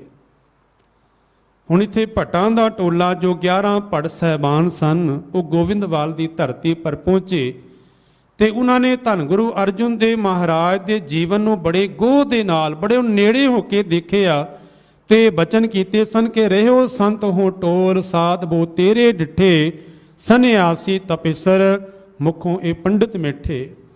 ਉਹਨਾਂ ਨੇ ਧੰਨ ਗੁਰੂ ਅਰਜਨ ਦੇਵ ਮਹਾਰਾਜ ਦੇ ਜੀਵਨ ਨੂੰ ਗੋਹ ਦੇ ਨਾਲ ਦੇਖਿਆ, ਵਿਚਾਰਿਆ। ਤੇ ਜਦੋਂ ਪਗੜੀ ਦੀ ਰਸਮ ਹੋਈ, ਬਾਬਾ ਪ੍ਰਿਥੀ ਚੰਦ ਜੀ ਨੇ ਬੜਾ ਰੌਲਾ ਪਾਇਆ। ਬਾਬਾ ਬੁੱਢਾ ਜੀ ਦੇ ਹੱਥੋਂ ਪਗੜੀ ਖੋਹ ਲਈ, ਪਰ ਬਾਬਾ ਬੁੱਢਾ ਜੀ ਨੂੰ ਧੰਨ ਗੁਰੂ ਅਰਜਨ ਦੇਵ ਮਹਾਰਾਜ ਨੇ ਇਹ ਬਚਨ ਕੀਤੇ ਕਿ ਬੜੇ ਹੋਣ ਦੇ ਨਾਤੇ ਪਗੜੀ ਜਿਹੜੀ ਹੈ ਉਹ ਬਾਬਾ ਪ੍ਰਿਥੀ ਚੰਦ ਨੂੰ ਦਿੱਤੀ ਜਾਏ। ਪਰ ਗੁਰਤਾ ਗੱਦੀ ਵਾਲੀ ਪੱਗ ਜਿਹੜੀ ਹੈ ਉਹ ਧੰਨ ਗੁਰੂ ਅਰਜਨ ਦੇਵ ਸੱਚੇ ਪਾਤਸ਼ਾਹ ਮਹਾਰਾਜ ਨੂੰ ਦਿੱਤੀ ਗਈ। ਹਰਿਮੰਦਰ ਸਾਹਿਬ ਦੀ ਪਾਵਨ ਧਰਤੀ ਉੱਪਰ ਧੰਨ ਗੁਰੂ ਅਰਜਨ ਦੇਵ ਮਹਾਰਾਜ ਜਦੋਂ ਤਖਤ ਦੇ ਉੱਪਰ ਸੁਭਾਨਮਾਨ ਹੋਏ ਤੇ ਬਾਬਾ ਪ੍ਰਿਥੀ ਚੰਦ ਜੀ, ਇਤਿਹਾਸਕਾਰ ਆਖਦੇ ਨੇ ਕਿ ਕੋਲੇ ਦਾ ਇੱਕ ਸੁਭਾਅ ਹੈ, ਕਲੀ ਜਿਹਨੂੰ ਕਹਿੰਦੇ ਨੇ, जितना उस 'ਚ पानी पाया जाए ना सगों होर सड़दी है। बाबा प्रिथी चंद जी का सुभाव ही उसे तरह का है कि चंदन के कोल रह के भी उदी खुशबू उदा निग नहीं मान सके, उदे चों खुशबू उदे चों ठंडक नहीं मान सके, सगों तपदे ही रहे सारा जीवन। आप भी तपदे रहे ते होरां नूं भी तपांदे रहे। पर धन गुरु अर्जुन देव सच्चे पातशाह महाराज का जदों जीवन पढ़दे हैं ना साध संगत, जदों कई वार असी फोटोआं दे अंदर भी देखते हैं तो धन गुरु अर्जुन देव महाराज की जो फोटो है तकरीबन 50-60 साल की, वो जड़ी है चित्रकारी की गई है। पर धन गुरु अर्जुन देव महाराज जदों गुरता गद्दी पर विराजमान होए, उन्हां दी उम्र 18 साल की है, जवानी की उम्र है। और बाबा प्रिथी चंद समेत होरां ने बड़ा तपाण का यतन किया गुरु अर्जुन देव सच्चे पातशाह नूं, पर गुरुदेव पातशाह तपे नहीं। हुण सी सुन के हैरान हो गए कि भर जवानी की उम्र है 18 साल की, अध्यात्मक ताकत भी धन गुरु अर्जुन देव सच्चे पातशाह के कोल है, और सारिया संगतां का सहयोग भी धन गुरु अर्जुन देव महाराज के नाल है। तां भी धन गुरु अर्जुन देव महाराज तपे नहीं, शांत रहे ने। बाबा प्रिथी चंद जी संगतां जदों वहरां घत के आंदियां ने महाराज के दर्शनां वास्ते, ते मसंदां नूं राह दे विच बिठा दिता कि जितना भी राशन आंदा है उन्हां दे कोलों लै लो, और प्रशादा छकण लई धन गुरु अर्जुन देव महाराज के दरबार दे विच भेज दिता जांदा सी। कई दिन इस तरह चलदा रहा। हुण बाहरों राशन आ नहीं रहा, जितना अंदर राशन का प्रबंध है वो संगतां दे वरताया जा रहा है। अखीर राशन मुक गया, इत्थों तक कि गुरु अर्जुन देव महाराज नूं भुजे हुए छोले तक खाने पे, कई बारी भुखियां भी रहना पिया। तो जदों भाई गुरदास जी और बाबा बुढ़ा जी यात्रा तो वापस आए, उन्होंने देखिया बाबा प्रिथी चंद जी के कर्मां नूं ते संगतां नूं सुचेत किया। फिर संगत आके धन गुरु अर्जुन देव महाराज के दरबार के नाल, सतगुरु पातशाह के चरनां दे नाल फिर जुड़ गए। बाबा प्रिथी चंद जी ने साध संगत उन्हां दे रिश्ते दे अंदर भतीजा ही है। जदों वडाली की धरती उपर धन गुरु अर्जुन देव महाराज के गृह विखे धन गुरु हरगोबिंद साहब सच्चे पातशाह का प्रकाश होया, बाबा प्रिथी चंद जी ने अपने भतीजे नूं धन गुरु हरगोबिंद साहब सच्चे पातशाह नूं मारन दे 3 मारू हमले किए। खिड़ावे नूं धन दे के दही दे विच जहर दे के मारन का यतन किया। सपेरे नूं पैसे दे के सप राही मरवाण का यतन किया। ते दाई जो फत्तो नाम की दाई सी, अपने शरीर के उपर जहर ला के धन गुरु हरगोबिंद साहब सच्चे पातशाह नूं मारन का यतन करती है। पर जिन्हां नूं ये वर मिलिया होए कि वड़ जोधा वो पर उपकारी, धन गुरु हरगोबिंद साहब सच्चे पातशाह नूं बाबा बुढ़ा जी वल्लों वो धन गुरु हरगोबिंद साहब सच्चे पातशाह का कुछ विगाड़ नहीं सकी। पर आप जी के ज्ञात लई मैं तां बेनती कर रहा कि धन गुरु अर्जुन देव महाराज दा हिरदा कितना विशाल है कि उन्हां दे साहिबजादे नूं बार बार मारन का यतन किया जा रहा है, पर धन गुरु अर्जुन देव पातशाह महाराज तपे नहीं। सतगुरु गुरु अर्जुन देव महाराज सह दे अंदर टिके रहे। इत्थे ही बस नहीं, बाबा प्रिथी चंद ने फिर सुलभी खान और सुलही खान ये 2 होए ने।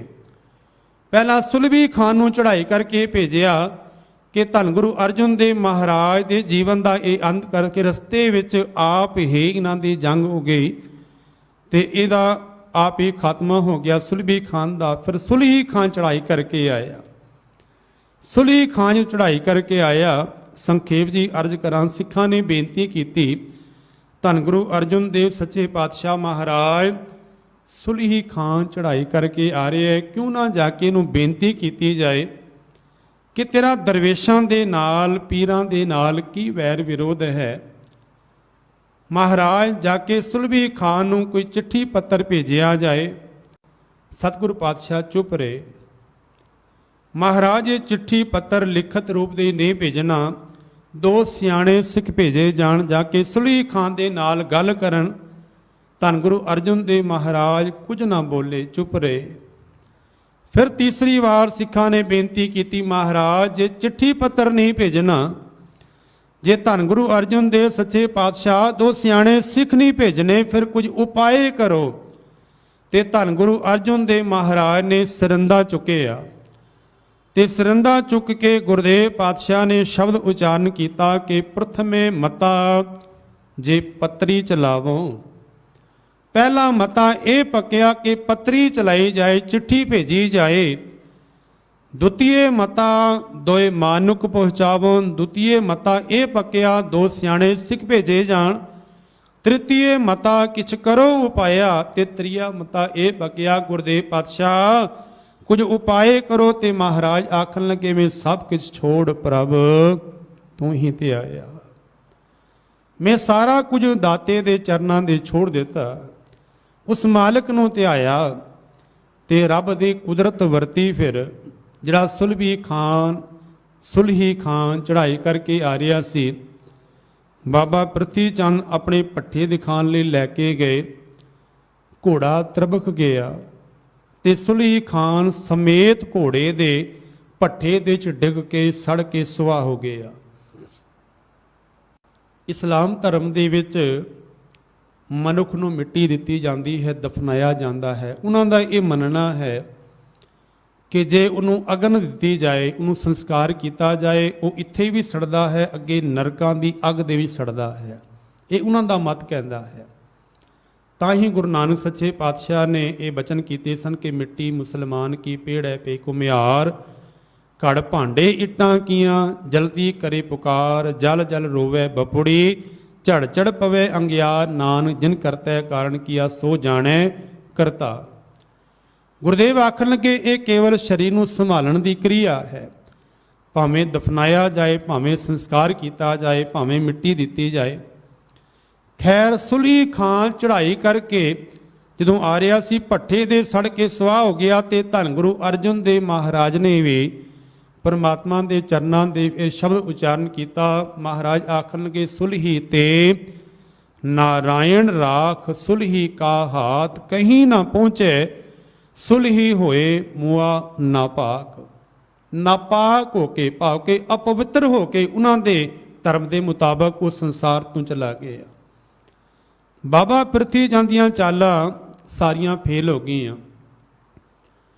गुरु अर्जुन देव सच्चे पातशाह ने, जो गुरु नानक सच्चे पातशाह ने धर्म आरंभ किया सी कि मारिया सिक्का जगत विच नानक निर्मल पंथ चलाया। शब्द नूं गुरुदेव पातशाह महाराज ने गुरता गद्दी पर थापना है, जिसनों गुरु रामदास जी आखदे ने कि बाणी गुरु गुरु है बाणी विच, बाणी अंमृत सारे। धन गुरु अर्जुन देव महाराज अंमृत वेले दी गल है कि धन गुरु अर्जुन देव महाराज दे कन्नां दे विच एक शब्द पिया, एक बचन पिया। ते धन गुरु अर्जुन देव महाराज पछाण गए कि यह शब्द गुरु ग्रंथ साहिब दे विचों जां बाणी दे विचों नहीं है। असल दे विच वो शब्द सी बाबा मेहरवान जी दा। बाबा मेहरवान जी बाबा प्रथी चंद जी दे सपुत्र ने। और भाई संतोख सिंह जी चूड़ामणी आखते हैं कि 4 भाषावां दी उन्होंने जानकारी है। उन्होंने उर्दू, फारसी, संस्कृत और ब्रज भाषा, ये 4 भाषावां बाबा मेहरवान जी जानते ने। और उन्होंने काव्य रचना रच के नानक पद की वरतों की। नानक पद तो भाव है जिमें गुरु नानक सच्चे पातशाह तो लैके गुरु अर्जुन देव सच्चे पातशाह तक शब्द उचारण करके अखीर दे विच कह नानक, नानक शब्द वरतिया गया। इसे तरह बाबा मेहरवान ने भी नानक पद की वरतों करके बाणी उचारण कर दी। ते धन गुरु अर्जुन देव महाराज नूं इस गल का पता लगा। उन्होंने बाबा बुढ़ा जी और भाई गुरदास नूं बुलावा भेजिया कि हुण गुरु ग्रंथ साहिब महाराज की बाणी नूं एकत्र करना है। दूसरा कारण कि सतगुरु महाराज एक वेले इको थां दे उपर संगतां नूं दर्शन दे सकते ने, उपदेश दे सकते ने, पर शब्द जिहड़ा है वो सारे जहान दे विच, सारे संसार दे विच सिख दी रहनुमाई, सिख दी अगवाई कर सकता है। इसलिए शब्द नूं गुरु थापना जरूरी सी। ਔਰ ਸਾਧ ਸੰਗਤ ਸੰਸਾਰ ਦੇ ਵਿੱਚ ਜਿਤਨੇ ਵੀ ਧਰਮ ਨੇ ਉਹਨਾਂ ਧਰਮਾਂ ਲਈ 5 ਚੀਜ਼ਾਂ ਦਾ ਹੋਣਾ ਸਭ ਤੋਂ ਜ਼ਰੂਰੀ ਹੈ ਕਿ ਧਰਮ ਦਾ ਗ੍ਰੰਥ ਹੋਣਾ। ਕਿਸੇ ਵੀ ਧਰਮ ਦੇ ਪ੍ਰਫੁੱਲਿਤ ਹੋਣ ਲਈ ਵਧਣ ਲਈ ਉਸ ਧਰਮ ਦਾ ਗ੍ਰੰਥ ਹੋਣਾ ਲਾਜ਼ਮੀ ਹੈ। ਇਸ ਲਈ ਗੁਰੂ ਪਾਤਸ਼ਾਹ ਨੇ ਗੁਰੂ ਗ੍ਰੰਥ ਦੀ ਸੰਪਾਦਨਾ ਕਰਨੀ ਹੈ। ਦੂਸਰਾ, ਗ੍ਰੰਥ ਦੇ ਨਾਲ ਨਾਲ ਉਸ ਦਾ ਧਾਰਮਿਕ ਸਥਾਨ ਹੋਣਾ ਵੀ ਜ਼ਰੂਰੀ ਹੈ ਤੇ ਗੁਰੂ ਅਰਜਨ ਦੇਵ ਸੱਚੇ ਪਾਤਸ਼ਾਹ ਨੇ ਹਰਮੰਦਰ ਸਾਹਿਬ ਦੀ ਉਸਾਰੀ ਕੀਤੀ। ਤੀਸਰੀ ਗੱਲ ਕਿ ਧਰਮ ਦੇ ਨਾਲ ਨਾਲ ਉਸ ਦੇ ਸਥਾਨ ਦੇ ਨਾਲ ਨਾਲ ਉੱਥੇ ਦੀ ਬੋਲੀ ਜਿਹੜੀ ਹੈ ਉਹ ਹੋਣੀ ਲਾਜ਼ਮੀ ਹੈ ਤੇ ਗੁਰਮੁਖੀ ਲਿਪੀ ਦੇ ਵਿੱਚ ਗੁਰਦੇਵ ਪਾਤਸ਼ਾਹ ਨੇ ਬਾਣੀ ਉਚਾਰਨ ਕੀਤੀ।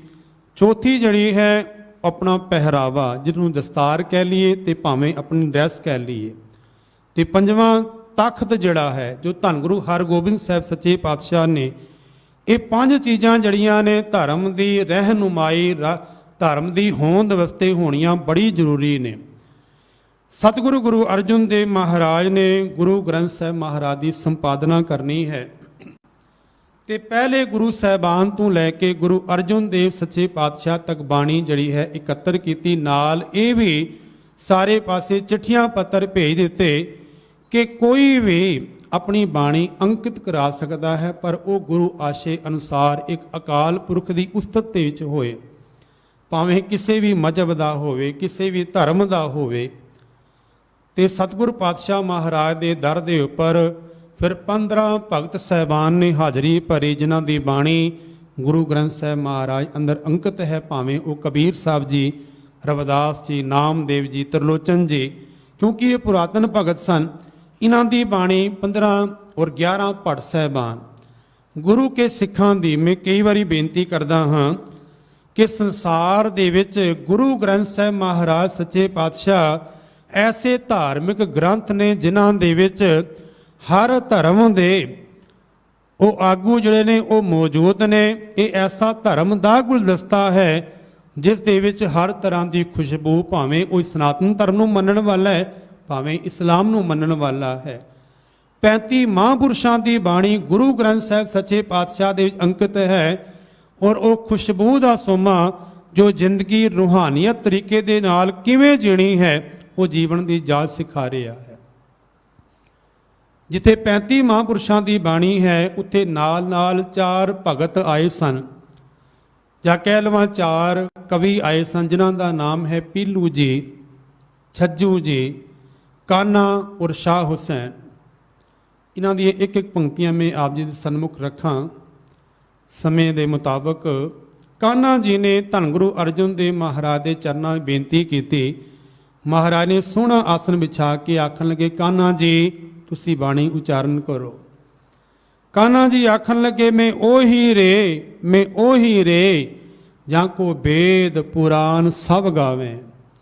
ਗੁਰੂ ਅਰਜਨ ਦੇਵ ਮਹਾਰਾਜ ਆਖਣ ਲੱਗੇ, ਚੁੱਪ ਕਰ ਜਾਓ। ਇੱਥੇ ਤੇ ਕਬੀਰ ਵਰਗਾ ਦਰਵੇਸ਼ ਹੀ ਆਖਦਾ ਹੈ ਕਿ ਮੇਰਾ ਮੁਝ ਮੈਂ ਕਿਛ ਨਹੀਂ, ਜੋ ਕਿਛ ਹੈ ਸੋ ਤੇਰਾ। ਤੇ ਤੁਸੀਂ ਕਹਿੰਦੇ ਹੋ ਕਿ ਮੈਂ ਉਹੀ ਰੇ ਜਾਂ ਕੋ ਵੇਦ ਪੁਰਾਨ ਸਭ ਗਾਵੇਂ। ਆਪਣੇ ਆਪ ਦੀ ਖੁਸ਼ਾਮਦ ਕਰਦੇ ਹੋ। ਕਾਨਾ ਜੀ ਦੀ ਬਾਣੀ ਅੰਕਿਤ ਨਹੀਂ ਕੀਤੀ ਗਈ। ਉਸ ਤੋਂ ਬਾਅਦ ਪੀਲੂ ਜੀ ਨੇ ਆਖਣ ਲੱਗੇ, ਕਾਗਦ ਸੰਧੀ ਪੁੱਤਰੀ ਤਉ ਨਾ ਤ੍ਰਿਆ ਨਿਹਾਰ। ਆਖਣ ਲੱਗੇ ਇਸਤਰੀ ਇਤਨੀ ਮਾੜੀ ਹੈ ਕਿ ਜੇ ਉਹ ਕਾਗਜ਼ ਦੀ ਵੀ ਬਣੀ ਹੋਏ ਤਾਂ ਵੀ ਉਹਦੇ ਦਰਸ਼ਨ ਨਹੀਂ ਕਰਨੇ ਚਾਹੀਦੇ ਨੇ। ਤੇ ਧੰਨ ਗੁਰੂ ਅਰਜਨ ਦੇਵ ਮਹਾਰਾਜ ਆਖਣ ਲੱਗੇ, ਇੱਥੇ ਤੇ ਗੁਰੂ ਨਾਨਕ ਸੱਚੇ ਪਾਤਸ਼ਾਹ ਨੇ ਇਹ ਬਚਨ ਕੀਤੇ ਨੇ ਕਿ ਸੋ ਕਿਉ ਮੰਦਾ ਆਖੀਐ ਜਿਤ ਜੰਮੈ ਰਾਜਾਨ। ਜਿਸ ਇਸਤਰੀ ਨੂੰ ਬਰਾਬਰ ਦਾ ਮਾਣ ਦਿੱਤਾ ਗਿਆ ਹੈ ਤੁਸੀਂ ਉਸੇ ਇਸਤਰੀ ਨੂੰ ਨੀਵਾਂ ਆਖਦੇ ਹੋ। ਪੀਲੂ ਜੀ ਤੁਹਾਡੀ ਬਾਣੀ ਵੀ ਅੰਕਿਤ ਨਹੀਂ ਹੋਏਗੀ। ਛੱਜੂ ਜੀ ਨੇ ਫਿਰ ਬੇਨਤੀ ਕੀਤੀ, ਸਾਡੇ ਨਾਲੋਂ ਉਹ ਭਲੇ ਜੋ ਜੰਮਦਿਆਂ ਮਰ ਗਏ। ਆਖਣ ਲੱਗੇ ਉਹੀ ਭਲੇ ਨੇ ਜਿਨ੍ਹਾਂ ਨੇ ਜਨਮ ਹੀ ਨਹੀਂ ਲਿਆ, ਜਨਮ ਤੋਂ ਪਹਿਲਾਂ ਹੀ ਸੰਸਾਰ ਤੋਂ ਚਲੇ ਗਏ, ਜਨਮ ਹੀ ਨਹੀਂ ਹੋਇਆ ਉਹਨਾਂ ਦਾ। ਤੇ ਧੰਨ ਗੁਰੂ ਅਰਜਨ ਦੇਵ ਮਹਾਰਾਜ ਆਖਣ ਲੱਗੇ, ਜਬ ਲਗ ਦੁਨੀਆ ਰਹੀ ਹੈ ਨਾਨਕ ਕਿਛ ਸੁਣੀਏ ਕਿਛ ਕਹੀਏ। ਇੱਥੇ ਤੇ ਰੋਜ਼ ਇਹ ਹੋਕਾ ਦਿੱਤਾ ਜਾਂਦਾ ਹੈ ਕਿ ਭਈ ਪ੍ਰਾਪਤ ਮਾਨੁਖ ਦੇ ਹੋਰੀਆ ਗੋਬਿੰਦ ਮਿਲਣ ਕੀ, ਇਹ ਤੇਰੀ ਬਰੀਆ, ਇਹ ਭਾਗਾਂ ਦੇ ਨਾਲ ਇਹ ਮਨੁੱਖੀ ਜਨਮ ਪ੍ਰਾਪਤ ਹੋਇਆ ਹੈ। ਕਈ ਜਨਮ ਭੈ ਕੀਟ ਪਤੰਗਾ, ਕਈ ਜਨਮ ਗਜਮੀਨ ਕੁਰੰਗਾ, ਕਈ ਜਨਮ ਪੰਖੀ ਸਰਪ ਹੋਇਓ, ਕਈ ਜਨਮ ਹੈ ਵਰ ਬ੍ਰਿਖ ਜੋਇਓ, ਮਿਲ ਜਗਦੀਸ਼ ਮਿਲਣ ਕੀ ਬਰੀਆ, ਚਿਰੰਕਾਲ ਇਹ ਦੇ ਸੰਜਰੀਆ। ਛੱਜੂ ਜੀ ਦੀ ਬਾਣੀ ਵੀ ਮਹਾਰਾਜ ਨੇ ਅੰਕਿਤ ਨਹੀਂ ਕੀਤੀ। ਫਿਰ ਵਾਰੀ ਆਈ ਸ਼ਾਹ ਹੁਸੈਨ ਦੀ। ਸ਼ਾਹ ਹੁਸੈਨ ਨੇ ਇਹ ਬਚਨ ਕੀਤੇ, ਚੁੱਪ ਵੇ ਅੜਿਆ, ਚੁੱਪ ਵੇ ਅੜਿਆ, ਬੋਲਣ ਦੀ ਨੀ ਜਾਏ ਵੇ ਅੜਿਆ। ਕਹਿਣ ਲੱਗੇ ਤੂੰ ਚੁੱਪ ਹੀ ਰਹਿ, ਕੁਝ ਬੋਲ ਹੀ ਨਾ ਤੂੰ, ਤੇਰੇ ਚੁੱਪ ਰਹਿਣ ਵਿੱਚ ਹੀ ਭਲਾ ਹੈ। ਤੇ ਸਤਿਗੁਰੂ ਧੰਨ ਗੁਰੂ ਅਰਜਨ ਦੇਵ ਮਹਾਰਾਜ ਆਖਣ ਲੱਗੇ, ਇੱਥੇ ਤੇ ਰੋਜ਼ ਹੋਕਾ ਸਿੱਖ ਨੂੰ ਦਿੱਤਾ ਜਾਂਦਾ ਹੈ ਕਿ ਆਵੋ ਸਿੱਖ ਸਤਿਗੁਰੂ ਕੇ ਪਿਆਰਿਓ, ਗਾਵੋ ਸੱਚੀ ਬਾਣੀ। ਇੱਥੇ ਤੇ ਮਾਲਕ ਦੀ ਸਿਫਤ ਸਲਾਹ ਦੀ ਬਾਣੀ ਗਾਣ ਲਈ ਹੁਕਮ ਹੈ। ਇਹਨਾਂ ਚਾਰ ਭਗਤਾਂ ਦੀ ਬਾਣੀ ਅੰਕਿਤ ਨਹੀਂ ਕੀਤੀ ਗਈ ਤੇ ਇਹਨਾਂ ਨੇ ਵੀ ਜਾਂਦੀ ਵਾਰ ਧੰਨ ਗੁਰੂ ਅਰਜਨ ਦੇਵ ਮਹਾਰਾਜ ਨੂੰ ਇਹ ਧਮਕੀ ਦੇ ਕੇ ਗਏ ਕਿ ਅਸੀਂ ਤੁਹਾਨੂੰ ਦੇਖ ਲਿਆਂਗੇ। ਗੁਰੂ ਅਰਜਨ ਦੇਵ ਮਹਾਰਾਜ ਨੇ ਕੋਈ ਪਰਵਾਹ ਨਹੀਂ ਕੀਤੀ ਇਹਨਾਂ ਦੀ, ਪਰ ਧੰਨ ਗੁਰੂ ਅਰਜਨ ਦੇਵ ਮਹਾਰਾਜ ਦੇ ਸ਼ਹਾਦਤ ਦੇ ਕਾਰਨ ਉਹ ਮੈਂ ਆਪਦੇ ਸਨਮੁਖ ਰੱਖਾਂ ਸਾਧ ਸੰਗਤ। ਸਭ ਤੋਂ ਪਹਿਲਾਂ ਤੇ ਬਾਬਾ ਪ੍ਰਿਥੀ ਚੰਦ ਜੀ ਘਰ ਤੋਂ ਹੀ ਸਾਰਾ ਜੀਵਨ ਉਹਨਾਂ ਨੇ ਧੰਨ ਗੁਰੂ ਅਰਜਨ ਦੇਵ ਮਹਾਰਾਜ ਦੀ ਵਿਰੋਧਤਾ ਕਮਾਈ, ਅੰਦਰ ਤਪਦੇ ਹੀ ਰਹੇ, ਪਰ ਧੰਨ ਗੁਰੂ ਅਰਜਨ ਦੇਵ ਮਹਾਰਾਜ ਨੂੰ ਤਪਾ ਨਾ ਸਕੇ। ਉਹ ਸ਼ਾਂਤੀ ਦੇ ਪੁੰਜ ਰਹੇ ਨੇ, ਭਾਵੇਂ ਸੁਲਹੀ ਖਾਂ ਚੜ੍ਹਾਈ ਕਰਕੇ ਆਇਆ ਤੇ ਭਾਵੇਂ ਸੁਲਭੀ ਖਾਂ ਚੜ੍ਹਾਈ ਕਰਕੇ ਆਇਆ। ਗੁਰੂ ਅਰਜਨ ਦੇਵ ਮਹਾਰਾਜ ਸ਼ਾਂਤੀ ਦੇ ਨਾਲ ਟਿਕੇ, ਪਰਮਾਤਮਾ ਦੇ ਵਾਹਿਗੁਰੂ ਦੇ ਗੁਣ ਗਾਉਂਦੇ ਰਹੇ। ਤੇ ਇਹੀ ਬਚਨ ਗੁਰਦੇਵ ਪਾਤਸ਼ਾਹ ਨੇ ਕੀਤੇ ਕਿ ਉਲਾਹ ਨੂੰ ਮੈਂ ਕਾਹੂ ਨਾ ਦਿਓ, ਮਨ ਮੀਠ ਤੁਹਾਰੋ ਕੀਓ। ਆਖਣ ਲੱਗੇ ਮੈਂ ਕੋਈ ਉਲਾਹਨਾ ਨਹੀਂ ਕੀਤਾ ਦਾਤਾ, ਜੋ ਤੇਰਾ ਹੁਕਮ ਹੈ ਉਹ ਸਤ ਕਰਕੇ ਮੰਨਿਆ। ਦੂਸਰਾ ਕਾਰਨ ਧੰਨ ਗੁਰੂ ਅਰਜਨ ਦੇਵ ਮਹਾਰਾਜ ਦੇ ਸਾਹਿਬਜ਼ਾਦੇ ਧੰਨ ਗੁਰੂ ਹਰਗੋਬਿੰਦ ਸਾਹਿਬ ਸੱਚੇ ਪਾਤਸ਼ਾਹ ਦੇ ਚੰਦੂ ਲਾਲ ਦੀ ਜੋ ਬੱਚੀ ਸੀ ਉਹਦਾ ਰਿਸ਼ਤਾ। ਚੰਦੂ ਲਾਲ ਨੇ ਪੁਰੋਹਿਤ, ਪੁਰਾਣੇ ਸਮੇਂ ਅੰਦਰ ਪੁਰੋਹਿਤ ਜਾਇਆ ਕਰਦੇ ਸਨ, ਸੋਖਾ ਕਰਦਾ ਪੰਡਿਤ ਜਾਇਆ ਕਰਦੇ ਸਨ ਤੇ ਜਾ ਕੇ ਕਿਸੇ ਦੇ ਵਰ ਨੂੰ ਚੁੜ ਕੇ ਆ ਜਾਂਦੇ ਸਨ ਤੇ ਉਹਨਾਂ ਦੇ ਬਚਨਾਂ ਨੂੰ ਲੋਕਾਂ ਨੂੰ ਮੰਨਣਾ ਪੈਂਦਾ ਸੀ। ਚੰਦੂ ਲਾਲ ਦੀ ਬੱਚੀ ਲਈ ਧੰਨ ਗੁਰੂ ਹਰਗੋਬਿੰਦ ਸਾਹਿਬ ਸੱਚੇ ਪਾਤਸ਼ਾਹ ਨੂੰ ਚੁਣ ਕੇ ਆ ਗਏ ਤੇ ਧੰਨ ਗੁਰੂ ਅਰਜਨ ਦੇਵ ਮਹਾਰਾਜ ਦੀ ਉਸ ਵੇਲੇ ਅਜ਼ਮਤ, ਧੰਨ ਗੁਰੂ ਅਰਜਨ ਦੇਵ ਮਹਾਰਾਜ ਦੀ ਸ਼ੋਹਰਤ ਉਸ ਵੇਲੇ ਸੰਸਾਰ ਦੇ ਵਿੱਚ ਹੈ। ਪਰ ਭਰੇ ਦੀਵਾਨ ਦੇ ਵਿੱਚ ਚੰਦੂ ਲਾਲ ਨੇ ਇਹ ਬਚਨ ਕੀਤੇ ਕਿ ਪੁਰੋਹਿਤ ਜੀ ਤੁਸੀਂ ਚੁਬਾਰੇ ਦੇ ਇੱਟ ਗੰਦੀ ਮੋਰੀ ਨੂੰ ਲਾ ਕੇ ਆ ਗਏ ਹੋ ਕਿ ਮੇਰਾ ਘਰ ਮੈਂ ਦੀਵਾਨ ਹਾਂ, ਔਰ ਤੁਸੀਂ ਗੁਰੂ ਅਰਜਨ ਦੇਵ ਮਹਾਰਾਜ ਉਹਨਾਂ ਦੇ ਸਾਹਿਬਜ਼ਾਦੇ ਦੇ ਨਾਲ ਮੇਰੀ ਬੱਚੀ ਦਾ ਰਿਸ਼ਤਾ ਤੈਅ ਕਰਕੇ ਆ ਗਏ ਹੋ। ਤੇ ਜਦੋਂ ਧੰਨ ਗੁਰੂ ਅਰਜਨ ਦੇਵ ਮਹਾਰਾਜ ਨੂੰ ਸੰਗਤਾਂ ਨੇ ਬੇਨਤੀ ਕੀਤੀ, ਮਹਾਰਾਜ ਚੰਦੂ ਲਾਲ ਨੇ ਗੁਰੂ ਘਰ ਦੀ ਨਿੰਦਿਆ ਕੀਤੀ ਹੈ, ਉਹਦਾ ਰਿਸ਼ਤਾ ਜਿਹੜਾ ਹੈ ਉਹ ਮੋੜ ਦਿੱਤਾ ਜਾਏ। ਇਸੇ ਕਾਰਨ ਦੇ ਵਿੱਚੋਂ ਆਏ ਨੇ ਤੇ ਧੰਨ ਗੁਰੂ ਅਰਜਨ ਦੇਵ ਮਹਾਰਾਜ ਨੇ ਚੰਦੂ ਲਾਲ ਦੀ ਬੱਚੀ ਦਾ ਰਿਸ਼ਤਾ ਮਨਾ ਕਰ ਦਿੱਤਾ ਸੀ ਸੰਗਤਾਂ ਦੇ ਹੁਕਮ ਨੂੰ ਮੰਨ ਕੇ। ਚੰਦੂ ਲਾਲ ਨੇ ਵਿਰੋਧਤਾ ਕਮਾਈ। ਸਭ ਤੋਂ ਵੱਡਾ ਕਾਰਨ ਜਹਾਂਗੀਰ ਬਾਦਸ਼ਾਹ ਚਾਹੁੰਦਾ ਸੀ ਕਿ ਹਿੰਦੁਸਤਾਨ ਦੇ ਵਿੱਚ, ਕਿਉਂਕਿ ਕੱਟੜ ਸੀ ਉਹ, ਕਿ ਇਸਲਾਮ ਦਾ ਹੀ ਹਿੰਦੁਸਤਾਨ ਦੇ ਉੱਪਰ ਦਾਇਰਾ ਰਹੇ, ਕੋਈ ਹੋਰ ਦੂਸਰਾ ਧਰਮ ਨਾ ਰਹੇ। ਔਰ ਜਹਾਂਗੀਰ ਦੀ ਮਦਦ ਕਰਨ ਲਈ ਅਹਿਮਦ ਸ਼ਾਹ ਜਾਂ ਸ਼ੇਖ ਅਹਿਮਦ ਸਰਹੰਦੀ ਔਰ ਉਸਦਾ ਚੇਲਾ ਜਿਹੜਾ ਹੈ ਮੁਰਤਜ਼ਾ ਖਾਨ, ਅਹਿਮਦ ਸਰਹੰਦੀ ਚਾਹੁੰਦਾ ਸੀ ਕਿ ਮੁਹੰਮਦ ਸਾਹਿਬ ਤੋਂ ਬਾਅਦ ਲੋਕੀ ਮੈਨੂੰ ਮੁਹੰਮਦ ਸਾਹਿਬ ਦੇ ਤੁਲ ਮੰਨਣ ਕਿ ਹਿੰਦੁਸਤਾਨ ਦੇ ਵਿੱਚ ਕੇਵਲ ਇੱਕ ਇਸਲਾਮ ਰਿਹਾ ਹੈ, ਹੋਰ ਕੋਈ ਦੂਸਰਾ ਧਰਮ ਨਹੀਂ। ਅਹਿਮਦ ਸ਼ਾਹ ਸਰਹੰਦੀ ਸਮੇਤ ਮੁਰਤਜ਼ਾ ਖਾਨ ਔਰ ਜਹਾਂਗੀਰ ਬਾਦਸ਼ਾਹ ਇਸ ਗੱਲੋਂ ਕਲਪਦੇ ਸਨ ਕਿ ਉਸ ਵੇਲੇ ਦਾ ਆਗੂ ਸਾਈਂ ਮੀਆਂ ਮੀਰ, ਜੇ ਜਹਾਂਗੀਰ ਬਾਦਸ਼ਾਹ ਵੀ ਜੇ ਸਾਈਂ ਮੀਆਂ ਮੀਰ ਦੇ ਕੋਲ ਗਏ ਨਾ ਤੇ ਸਾਈਂ ਮੀਆਂ ਮੀਰ ਨੇ ਆਪਣੇ ਦਰਸ਼ਨ ਇੱਕਦਮ ਨਹੀਂ ਦਿੱਤੇ, ਕਿਹਾ ਕੁਝ ਟਾਈਮ ਲਈ ਇੰਤਜ਼ਾਰ ਕਰੋ, ਕਿਉਂਕਿ ਸਾਈਂ ਮੀਆਂ ਮੀਰ ਦੀ ਉਸ ਵੇਲੇ ਬੜਾ ਉੱਚਾ ਰੁਤਬਾ ਸੀ। ਤੇ ਪਰ ਧੰਨ ਗੁਰੂ ਅਰਜਨ ਦੇਵ ਮਹਾਰਾਜ ਦੇ ਆਉਣ ਦੇ ਉੱਪਰ ਸਾਈਂ ਮੀਆਂ ਮੀਰ ਆਪ ਜਾ ਕੇ ਧੰਨ ਗੁਰੂ ਅਰਜਨ ਦੇਵ ਮਹਾਰਾਜ ਨੂੰ ਲੈ ਕੇ ਆਉਂਦੇ ਨੇ। ਉਹਦੇ ਪਿੱਛੇ ਇੱਕ ਕਾਰਨ ਹੈ ਕਿ ਲਾਹੌਰ ਦੇ ਵਿੱਚ ਜਦੋਂ ਅਕਾਲ ਪੈ ਗਿਆ ਤੇ ਧੰਨ ਗੁਰੂ ਅਰਜਨ ਦੇਵ ਮਹਾਰਾਜ ਆਪਣੇ ਸੰਗਤਾਂ ਦੇ ਸਮੇਤ ਲਾਹੌਰ ਪਹੁੰਚੇ ਔਰ ਤਕਰੀਬਨ 8-9 ਮਹੀਨੇ ਧੰਨ ਗੁਰੂ ਅਰਜਨ ਦੇਵ ਮਹਾਰਾਜ ਨੇ ਮਨੁੱਖਤਾ ਦੀ ਸੇਵਾ ਆਪਣੇ ਹੱਥੀਂ ਕੀਤੀ ਹੈ। ਔਰ ਸਾਈਂ ਮੀਆਂ ਮੀਰ ਇਹ ਦੇਖ ਕੇ ਹੈਰਾਨ ਹੋ ਗਿਆ ਕਿ ਧਰਮ ਦੇ ਆਗੂ ਧੰਨ ਗੁਰੂ ਅਰਜਨ ਦੇਵ ਮਹਾਰਾਜ ਉਹ ਆਖਣ ਲੱਗਾ ਜਿਵੇਂ ਪਰਮੇਸ਼ਰ ਆਪ ਹੀ ਚੋਲਾ ਧਾਰ ਕੇ ਮਨੁੱਖਤਾ ਦੀ ਸੇਵਾ ਕਰ ਰਹੇ ਹੋਣ। ਸਾਈਂ ਮੀਆਂ ਮੀਰ ਦੇ ਹਿਰਦੇ ਵਿੱਚ ਗੁਰੂ ਅਰਜਨ ਦੇਵ ਮਹਾਰਾਜ ਲਈ ਵਿਸ਼ੇਸ਼ ਸਥਾਨ ਸੀ। ਔਰ ਜਹਾਂਗੀਰ ਬਾਦਸ਼ਾਹ ਇਸ ਗੱਲੋਂ ਕਲਪਦਾ ਸੀ ਕਿ ਜੇ ਜਹਾਂਗੀਰ ਬਾਦਸ਼ਾਹ ਸਮੇਂ ਦੀ ਹਕੂਮਤ ਦਾ ਬਾਦਸ਼ਾਹ ਜਾਂਦਾ ਹੈ ਤੇ ਸਾਈਂ ਜੀ ਉਹਨੂੰ ਦਰਸ਼ਨ ਨਹੀਂ ਦਿੰਦੇ, ਪਰ ਗੁਰੂ ਅਰਜਨ ਦੇਵ ਮਹਾਰਾਜ ਦੀ ਸੋਏ ਸੁਣ ਕੇ ਖਬਰ ਸੁਣ ਕੇ ਸਾਈਂ ਮੀਆਂ ਮੀਰ ਜੀ ਲੈਣ ਜਾਂਦੇ ਨੇ। ਔਰ ਦੂਸਰੀ ਕਾਰਨ ਇਹ ਵਰਤਿਆ ਕਿ ਉਸ ਵੇਲੇ ਦਾ ਜਿਹਨੂੰ ਭਾਈ ਮਨ ਜੀ ਕਿਹਾ ਜਾਂਦਾ ਹੈ, ਭਾਈ ਮਨ ਜੀ 72 ਉਸ ਵੇਲੇ ਦੇ ਪਿੰਡਾਂ ਦੇ ਚੌਧਰੀ ਸਨ। ਪਰ ਜਦੋਂ ਭਾਈ ਮਨ ਜੀ ਗੁਰੂ ਅਰਜਨ ਦੇਵ ਮਹਾਰਾਜ ਦੇ ਸਥਾਨ ਦੇ ਉੱਪਰ ਅੰਮ੍ਰਿਤਸਰ ਦੀ ਧਰਤੀ ਪਰ ਪਹੁੰਚੇ ਤੇ ਸੋਚਿਆ ਕਿ ਗੁਰੂ ਅਰਜਨ ਦੇਵ ਮਹਾਰਾਜ ਦਾ ਬੜਾ ਨਾਮ ਸੁਣਿਆ, ਦਰਸ਼ਨ ਕਰਕੇ ਜਾਵਾਂ। ਰੁਕਿਆ ਹੋਇਆ ਹੈ ਭਾਈ ਮੰਝ ਤੇ ਕਿਸੇ ਨੂੰ ਪੁੱਛਦਾ ਹੈ ਗੁਰੂ ਅਰਜਨ ਦੇਵ ਜੀ ਕਿੱਥੇ ਨੇ। ਸੋਚਿਆ ਕਿਸੇ ਸਥਾਨ ਦੇ ਉੱਪਰ ਬੈਠੇ ਹੋਣਗੇ, ਉਹਨਾਂ ਦੇ ਜੋ ਸ਼ਾਗਿਰਦ ਨੇ ਉਹ ਨਮਸਕਾਰਾਂ ਕਰਦੇ ਹੋਣਗੇ। ਪਰ ਕਿਸੇ ਸਿੱਖ ਨੇ ਦਸਤ ਪਾਈ, ਆਖਣ ਲੱਗੇ ਕਾਬਲ ਤੋਂ ਸੰਗਤ ਆਈ ਹੋਈ ਹੈ ਔਰ ਕਾਬਲ ਦੀ ਸੰਗਤ ਦੇ ਧੰਨ ਗੁਰੂ ਅਰਜਨ ਦੇਵ ਮਹਾਰਾਜ ਉਹਨਾਂ ਦੀ ਸੇਵਾ ਦੇ ਚ ਲੱਗੇ ਹੋਏ ਨੇ। ਇਹ ਸੁਣ ਕੇ ਉਸ ਵੇਲੇ ਦਾ ਜੋ 72 ਪਿੰਡਾਂ ਦਾ ਚੌਧਰੀ ਹੈ ਭਾਈ ਮੰਝ ਗੁਰੂ ਅਰਜਨ ਦੇਵ ਮਹਾਰਾਜ ਦੇ ਚਰਨਾਂ ਦੇ ਉੱਪਰ ਡਿੱਗ ਪਿਆ। ਆਖਣ ਲੱਗਾ ਮਨੁੱਖਤਾ ਦੀ ਸੇਵਾ ਕਰਨ ਵਾਲੇ ਸੁਣਿਆ ਸੀ ਪਰ ਅੱਜ ਆਪ ਅੱਖੀਂ ਦੇਖਿਆ ਹੈ। ਉਹ ਧੰਨ ਗੁਰੂ ਅਰਜਨ ਦੇਵ ਮਹਾਰਾਜ ਨੂੰ ਭਾਈ ਮੰਝ ਜੀ ਆਖਣ ਲੱਗੇ ਗੁਰਦੇਵ ਪਾਤਸ਼ਾਹ ਮੈਨੂੰ ਸਿੱਖੀ ਦੀ ਦਾਤ ਦੇ ਦਿਓ। ਗੁਰੂ ਅਰਜਨ ਦੇਵ ਮਹਾਰਾਜ ਸੱਚੇ ਪਾਤਸ਼ਾਹ ਜਾਣੀ ਜਾਣਦੇ ਨੇ ਕਿ ਇਹ ਸੱਖੀ ਸਰਵਰੜਿਆਂ ਨੂੰ ਮੰਨਣ ਵਾਲਾ ਹੈ। ਮਹਾਰਾਜ ਆਖਣ ਲੱਗੇ ਭਾਈ ਮੰਝ ਸਿੱਖੀ ਉੱਪਰ ਸਿੱਖੀ ਨਹੀਂ ਟਿਕਦੇ, ਤੂੰ ਸਮਾਧਾਂ ਨੂੰ ਮੰਨਣ ਵਾਲਾ ਹੈ ਪਰ ਇੱਥੇ ਗੁਰੂ ਕਾ ਸਿੱਖ ਕੇਵਲ ਇੱਕ ਅਕਾਲ ਪੁਰਖ ਵਾਹਿਗੁਰੂ ਨੂੰ ਮੰਨਦਾ ਹੈ। ਆਖਣ ਲੱਗੇ ਘਰ ਜਾ ਕੇ ਸੇਵਾ ਕਰ, ਜਦੋਂ ਹੁਕਮ ਹੋਏਗਾ ਤੈਨੂੰ ਬੁਲਾ ਲਿਆਂਗੇ। ਇਤਿਹਾਸਕਾਰ ਆਖਦੇ ਨੇ, ਮੈਂ ਬੜੀ ਸੰਖੇਪ ਜੀ ਅਰਜ਼ ਕਰ ਰਹੀ ਹਾਂ ਕਿ ਭਾਈ ਮੰਝ ਜੀ ਆਪਣੇ ਘਰ ਚਲੇ ਗਏ। ਘਰ ਦੇ ਜੋ ਸਮਾਧ ਸੀ ਉਹ ਵੀ ਢਾਹ ਦਿੱਤੀ ਹੈ। ਜਦੋਂ ਉੱਥੇ ਦੇ ਲੋਕਾਂ ਨੇ ਪਤਾ ਲੱਗਾ ਕਿ ਸਾਡਾ ਚੌਧਰੀ ਜੋ ਆਗੂ ਹੈ ਉਸੇ ਨੇ ਸਮਾਧ ਢਾਹ ਦਿੱਤੀ ਹੈ, ਲੋਕਾਂ ਨੇ ਉਹਦੇ ਨਾਲ ਬਾਈਕਾਟ ਕਰ ਲਿਆ। ਭਾਈ ਮੰਝ 72 ਪਿੰਡਾਂ ਦਾ ਚੌਧਰੀ ਅੱਜ ਆਪ ਹੱਥੀਂ ਸੇਵਾ ਕਰਕੇ ਆਪਣਾ ਗੁਜ਼ਰਾਨ ਕਰਦਾ ਹੈ। ਘਰ ਦੇ 2 ਵੇਲੇ ਖਾਣ ਨੂੰ ਰੋਟੀ ਦਾ ਪ੍ਰਬੰਧ ਨਹੀਂ ਹੈ।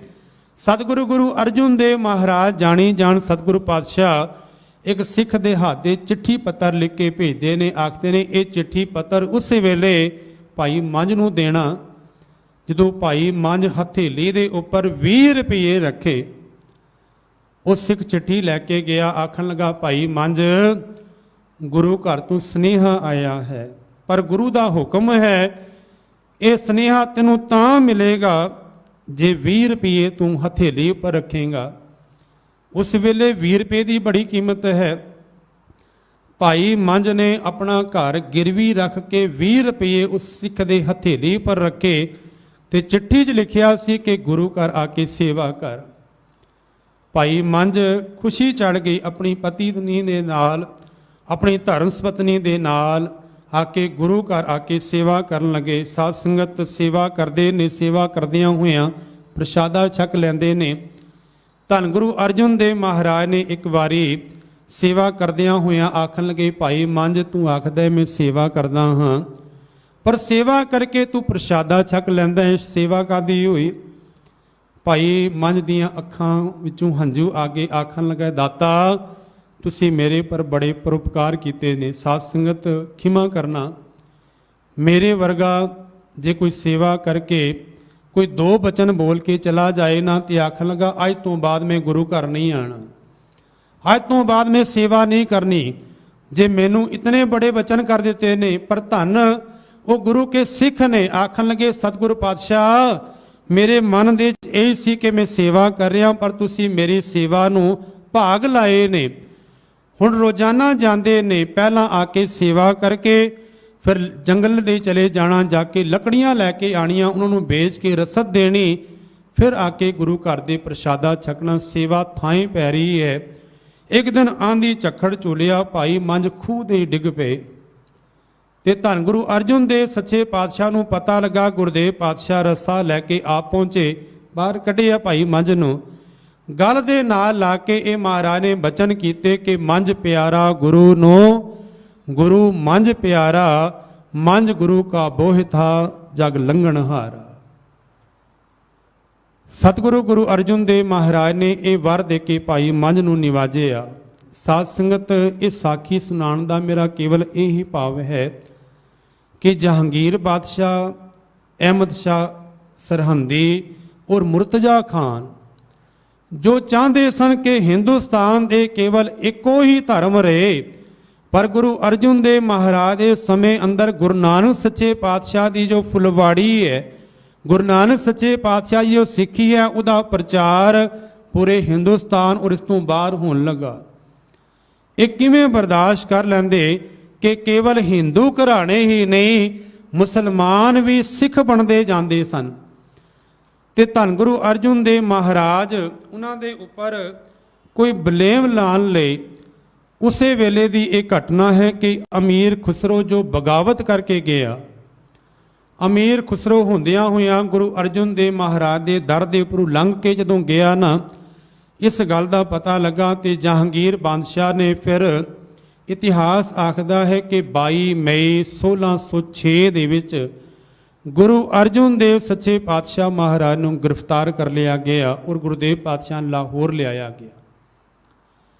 ਗੁਰੂ ਅਰਜਨ ਦੇਵ ਮਹਾਰਾਜ ਦੇ ਸਨਮੁਖ ਇਹ ਸ਼ਰਤਾਂ ਰੱਖੀਆਂ ਗਈਆਂ ਕਿ ਧੰਨ ਗੁਰੂ ਅਰਜਨ ਦੇਵ ਸੱਚੇ ਪਾਤਸ਼ਾਹ, ਤੁਸੀਂ ਇਸਲਾਮ ਨੂੰ ਕਬੂਲ ਕਰ ਲਿਓ।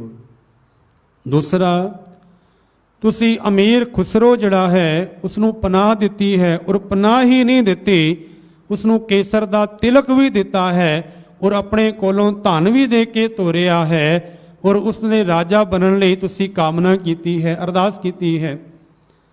ਸਤਿਗੁਰੂ ਗੁਰੂ ਅਰਜਨ ਦੇਵ ਮਹਾਰਾਜ ਆਖਣ ਲੱਗੇ, ਗੁਰੂ ਗ੍ਰੰਥ ਸਾਹਿਬ ਮਹਾਰਾਜ ਦੀ ਬਾਣੀ ਦੇ ਵਿੱਚ ਇੱਕ ਬਚਨ ਵੀ ਵੱਧ ਘੱਟ ਨਹੀਂ ਹੋ ਸਕਦਾ।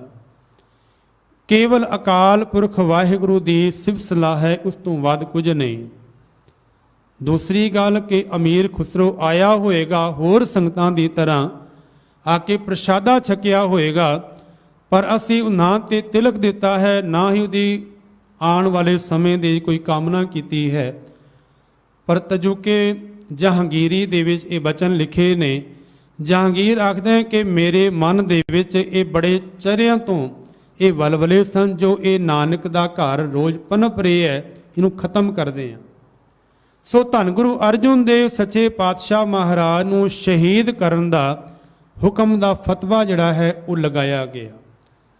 ਸਾਧ ਸੰਗਤ, ਮੈਂ ਆਪ ਜੀ ਦੀ ਸੇਵਾ ਤੇ ਬੇਨਤੀ ਕਰਦੇ ਹਾਂ, ਇੱਥੇ ਫਤਵਾ ਲਾਇਆ ਗਿਆ, ਸਿਆਸਤ ਵਾ ਯਾਸਾ ਇੱਕ ਕਾਨੂੰਨ ਹੈ।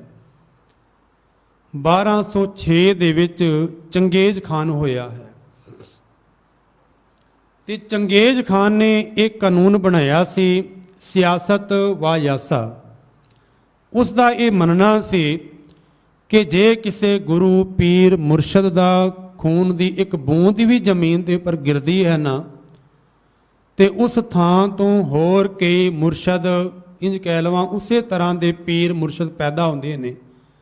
ਉਸ ਕਰਕੇ ਉਹਨਾਂ ਦੇ ਧਰਮ ਨੂੰ ਖਤਰਾ ਹੁੰਦਾ ਹੈ।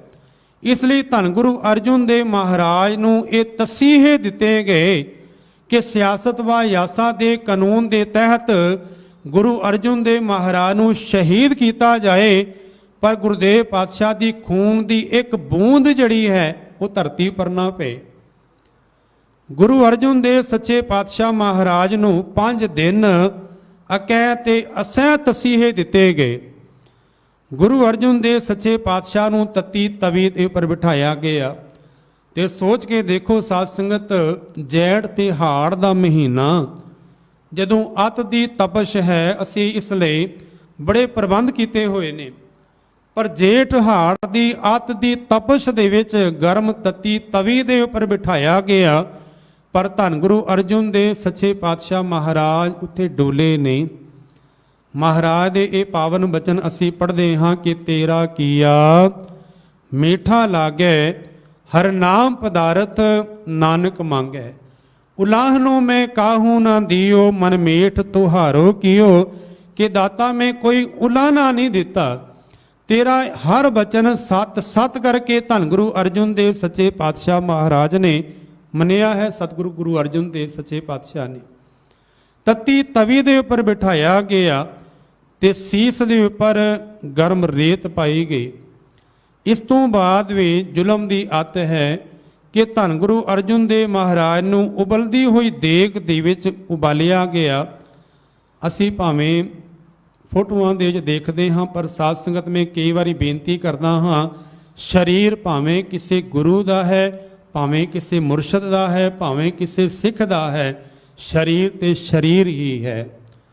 ਪਾਣੀ ਦੇ ਨਾਲ, ਉਬਲਦੇ ਹੋਏ ਪਾਣੀ ਦੇ ਨਾਲ ਛਾਲੇ ਵੀ ਪਏ ਧੰਨ ਗੁਰੂ ਅਰਜਨ ਦੇਵ ਮਹਾਰਾਜ ਦੇ ਸਰੀਰ ਦੇ ਉੱਪਰ। ਗੁਰੂ ਅਰਜਨ ਦੇਵ ਮਹਾਰਾਜ ਦਾ ਸਰੀਰ ਸੜਿਆ ਵੀ ਹੈ, ਪਰ ਧੰਨ ਗੁਰੂ ਅਰਜਨ ਦੇਵ ਮਹਾਰਾਜ ਪਰਮਾਤਮਾ ਦੇ ਚਰਨਾਂ ਦੇ ਵਿੱਚ ਇੱਕ ਮਿਕ ਹੋਏ ਨੇ। ਇੱਕ ਅਦੀਬ ਨੇ ਬੜੇ ਪਿਆਰੇ ਬਚਨ ਲਿਖੇ ਨੇ, ਉਹ ਆਖਦੇ ਨੇ ਕਿ ਧੰਨ ਗੁਰੂ ਅਰਜਨ ਦੇਵ ਮਹਾਰਾਜ ਆਖਦੇ ਨੇ ਕਿ ਤਨ ਤਪ ਰਹਾ, ਹਮ ਸ਼ਾਂਤ ਹੈ ਹਰੀ ਨਾਮ ਸੇ। ਜਦੋਂ ਸਾਈਂ ਮੀਆਂ ਮੀਰ ਜੀ ਆਏ ਤੇ ਸਾਈਂ ਮੀਆਂ ਮੀਰ ਧੰਨ ਗੁਰੂ ਅਰਜਨ ਦੇਵ ਮਹਾਰਾਜ ਦੀ ਹਾਲਤ ਦੇਖਦੇ ਨੇ, ਕਿਉਂਕਿ 3 ਤਰ੍ਹਾਂ ਦੇ ਤਸੀਹੇ ਦਿੱਤੇ ਗਏ ਔਰ 5 ਦਿਨ ਤਸੀਹੇ ਦਿੱਤੇ ਗਏ। 5 ਦਿਨ ਤਸੀਹੇ ਦੇ ਕੇ ਜਦੋਂ ਧੰਨ ਗੁਰੂ ਅਰਜਨ ਦੇਵ ਮਹਾਰਾਜ ਦੀ ਹਾਲਤ ਹੈ ਤੇ ਸਾਈਂ ਮੀਆਂ ਮੀਰ ਕੋਲੋਂ ਦੇਖਿਆ ਨਹੀਂ ਜਾਂਦਾ ਤੇ ਆਖਣ ਲੱਗਾ, ਦਾਤਾ ਜੇ ਹੁਕਮ ਕਰੋ ਤੇ ਦਿੱਲੀ ਤੋਂ ਲੈ ਕੇ ਲਾਹੌਰ ਤੱਕ ਇੱਟ ਦੇ ਨਾਲ ਇੱਟ ਖੜਕਾ ਦਿਆਂ, ਕਿਉਂਕਿ ਸਾਈਂ ਮੀਆਂ ਮੀਰ ਦੀ ਚਲਦੀ ਹੈ ਉਸ ਵੇਲੇ। ਪਰ ਧੰਨ ਗੁਰੂ ਅਰਜਨ ਦੇਵ ਮਹਾਰਾਜ ਆਖਣ ਲਗੇ, ਸਾਈਂ ਜੀ ਕਿਸੇ ਵੇਲੇ ਤੁਸੀਂ ਇਹ ਬਚਨ ਕੀਤੇ ਸਨ ਕਿ ਤਨ ਮਨ ਕਾਟ ਕਾਟ ਸਭ ਅਰਪੀ, ਵਿੱਚ ਅਗਨੀ ਆਪ ਜਲਾਈ। ਕਿ ਸਤਿਗੁਰੂ ਮਹਾਰਾਜ ਆਪ ਜੀ ਦੇ ਇਹ ਬਚਨ ਨੇ ਕਿ ਤਨ ਮਨ ਕਾਟ ਕਾਟ ਸਭ ਅਰਪੀ, ਵਿੱਚ ਅਗਨੀ ਆਪ ਜਲਾਈ। ਕੋਈ ਹੈ ਜੋ ਆਪਣਾ ਤਨ ਮਨ ਕੱਟ ਕੇ ਭੇਟਾ ਕਰ ਦੇ ਕਿ ਕੇਵਲ ਇਹ ਬਾਣੀ ਉਚਾਰਨ ਕੀਤੀ ਹੈ? ਕੋਈ ਹੈ ਜੋ ਇਹਨਾਂ ਬਚਨਾਂ ਦੇ ਉੱਪਰ ਪਹਿਰਾ ਦੇ ਕੇ ਜੈਸਾ ਸਵਰਨ ਤੈਸੀ ਉਸ ਮਾਟੀ, ਤੈਸਾ ਮਾਨ ਤੈਸਾ ਅਭਿਮਾਨ, ਤੈਸਾ ਰੰਗ ਤੈਸਾ ਰਾਜਾਨ? ਕੋਈ ਹੈ ਐਸਾ? ਤੇ ਧੰਨ ਗੁਰੂ ਅਰਜਨ ਦੇਵ ਮਹਾਰਾਜ ਮੁਸਕਰਾਉਂਦਿਆਂ ਹੋਇਆਂ ਆਖਣ ਲਗੇ, ਸਾਈਂ ਮੀਆਂ ਮੀਰ ਜੀ ਇਹ ਜੋ ਨੇ ਤੁਹਾਡੇ ਉਹਨਾਂ ਬਚਨਾਂ ਦੇ ਵਿਆਖਿਆ ਹੋ ਰਹੀ ਹੈ ਕਿ ਤਨ ਮਨ ਕਾਟ ਕਾਟ ਸਭ ਅਰਪੀ, ਵਿੱਚ ਅਗਨੀ ਆਪ ਜਲਾਈ। ਕੀ ਹੋਇਆ ਜੇ ਤਨ ਜਿਹੜਾ ਹੈ ਸੜ ਰਿਹਾ ਹੈ, ਤਨ ਤਪ ਰਹਾ, ਹਮ ਸ਼ਾਂਤ ਹੈ ਹਰੀ ਨਾਮ ਸੇ, ਪ੍ਰੀਤੀ ਚਾਮ ਸੇ ਕਿਆ ਹੋਈ? ਇਸ ਤਨ ਦੇ ਨਾਲ ਕੀ ਪ੍ਰੀਤ ਕਰਨੀ ਹੈ? क्योंकि जितने जिस्म पर होएंगे छाले, इस शरीर के उपर जितने छाले होंगे उतने सिख होंगे सिदक वाले। असी वो भरोसे दे नाल पूरने पा के चले हाँ ते सिख इन्हां पूरनियां दे उपर तुरनगे भी। ते साध संगत इतिहास भरिया होया है जदों धन गुरु अर्जुन देव महाराज दे पाए हुए पूरनियां दे उपर सिखां ने वो जीवन नूं कमा के अपने आप नूं ढालिया।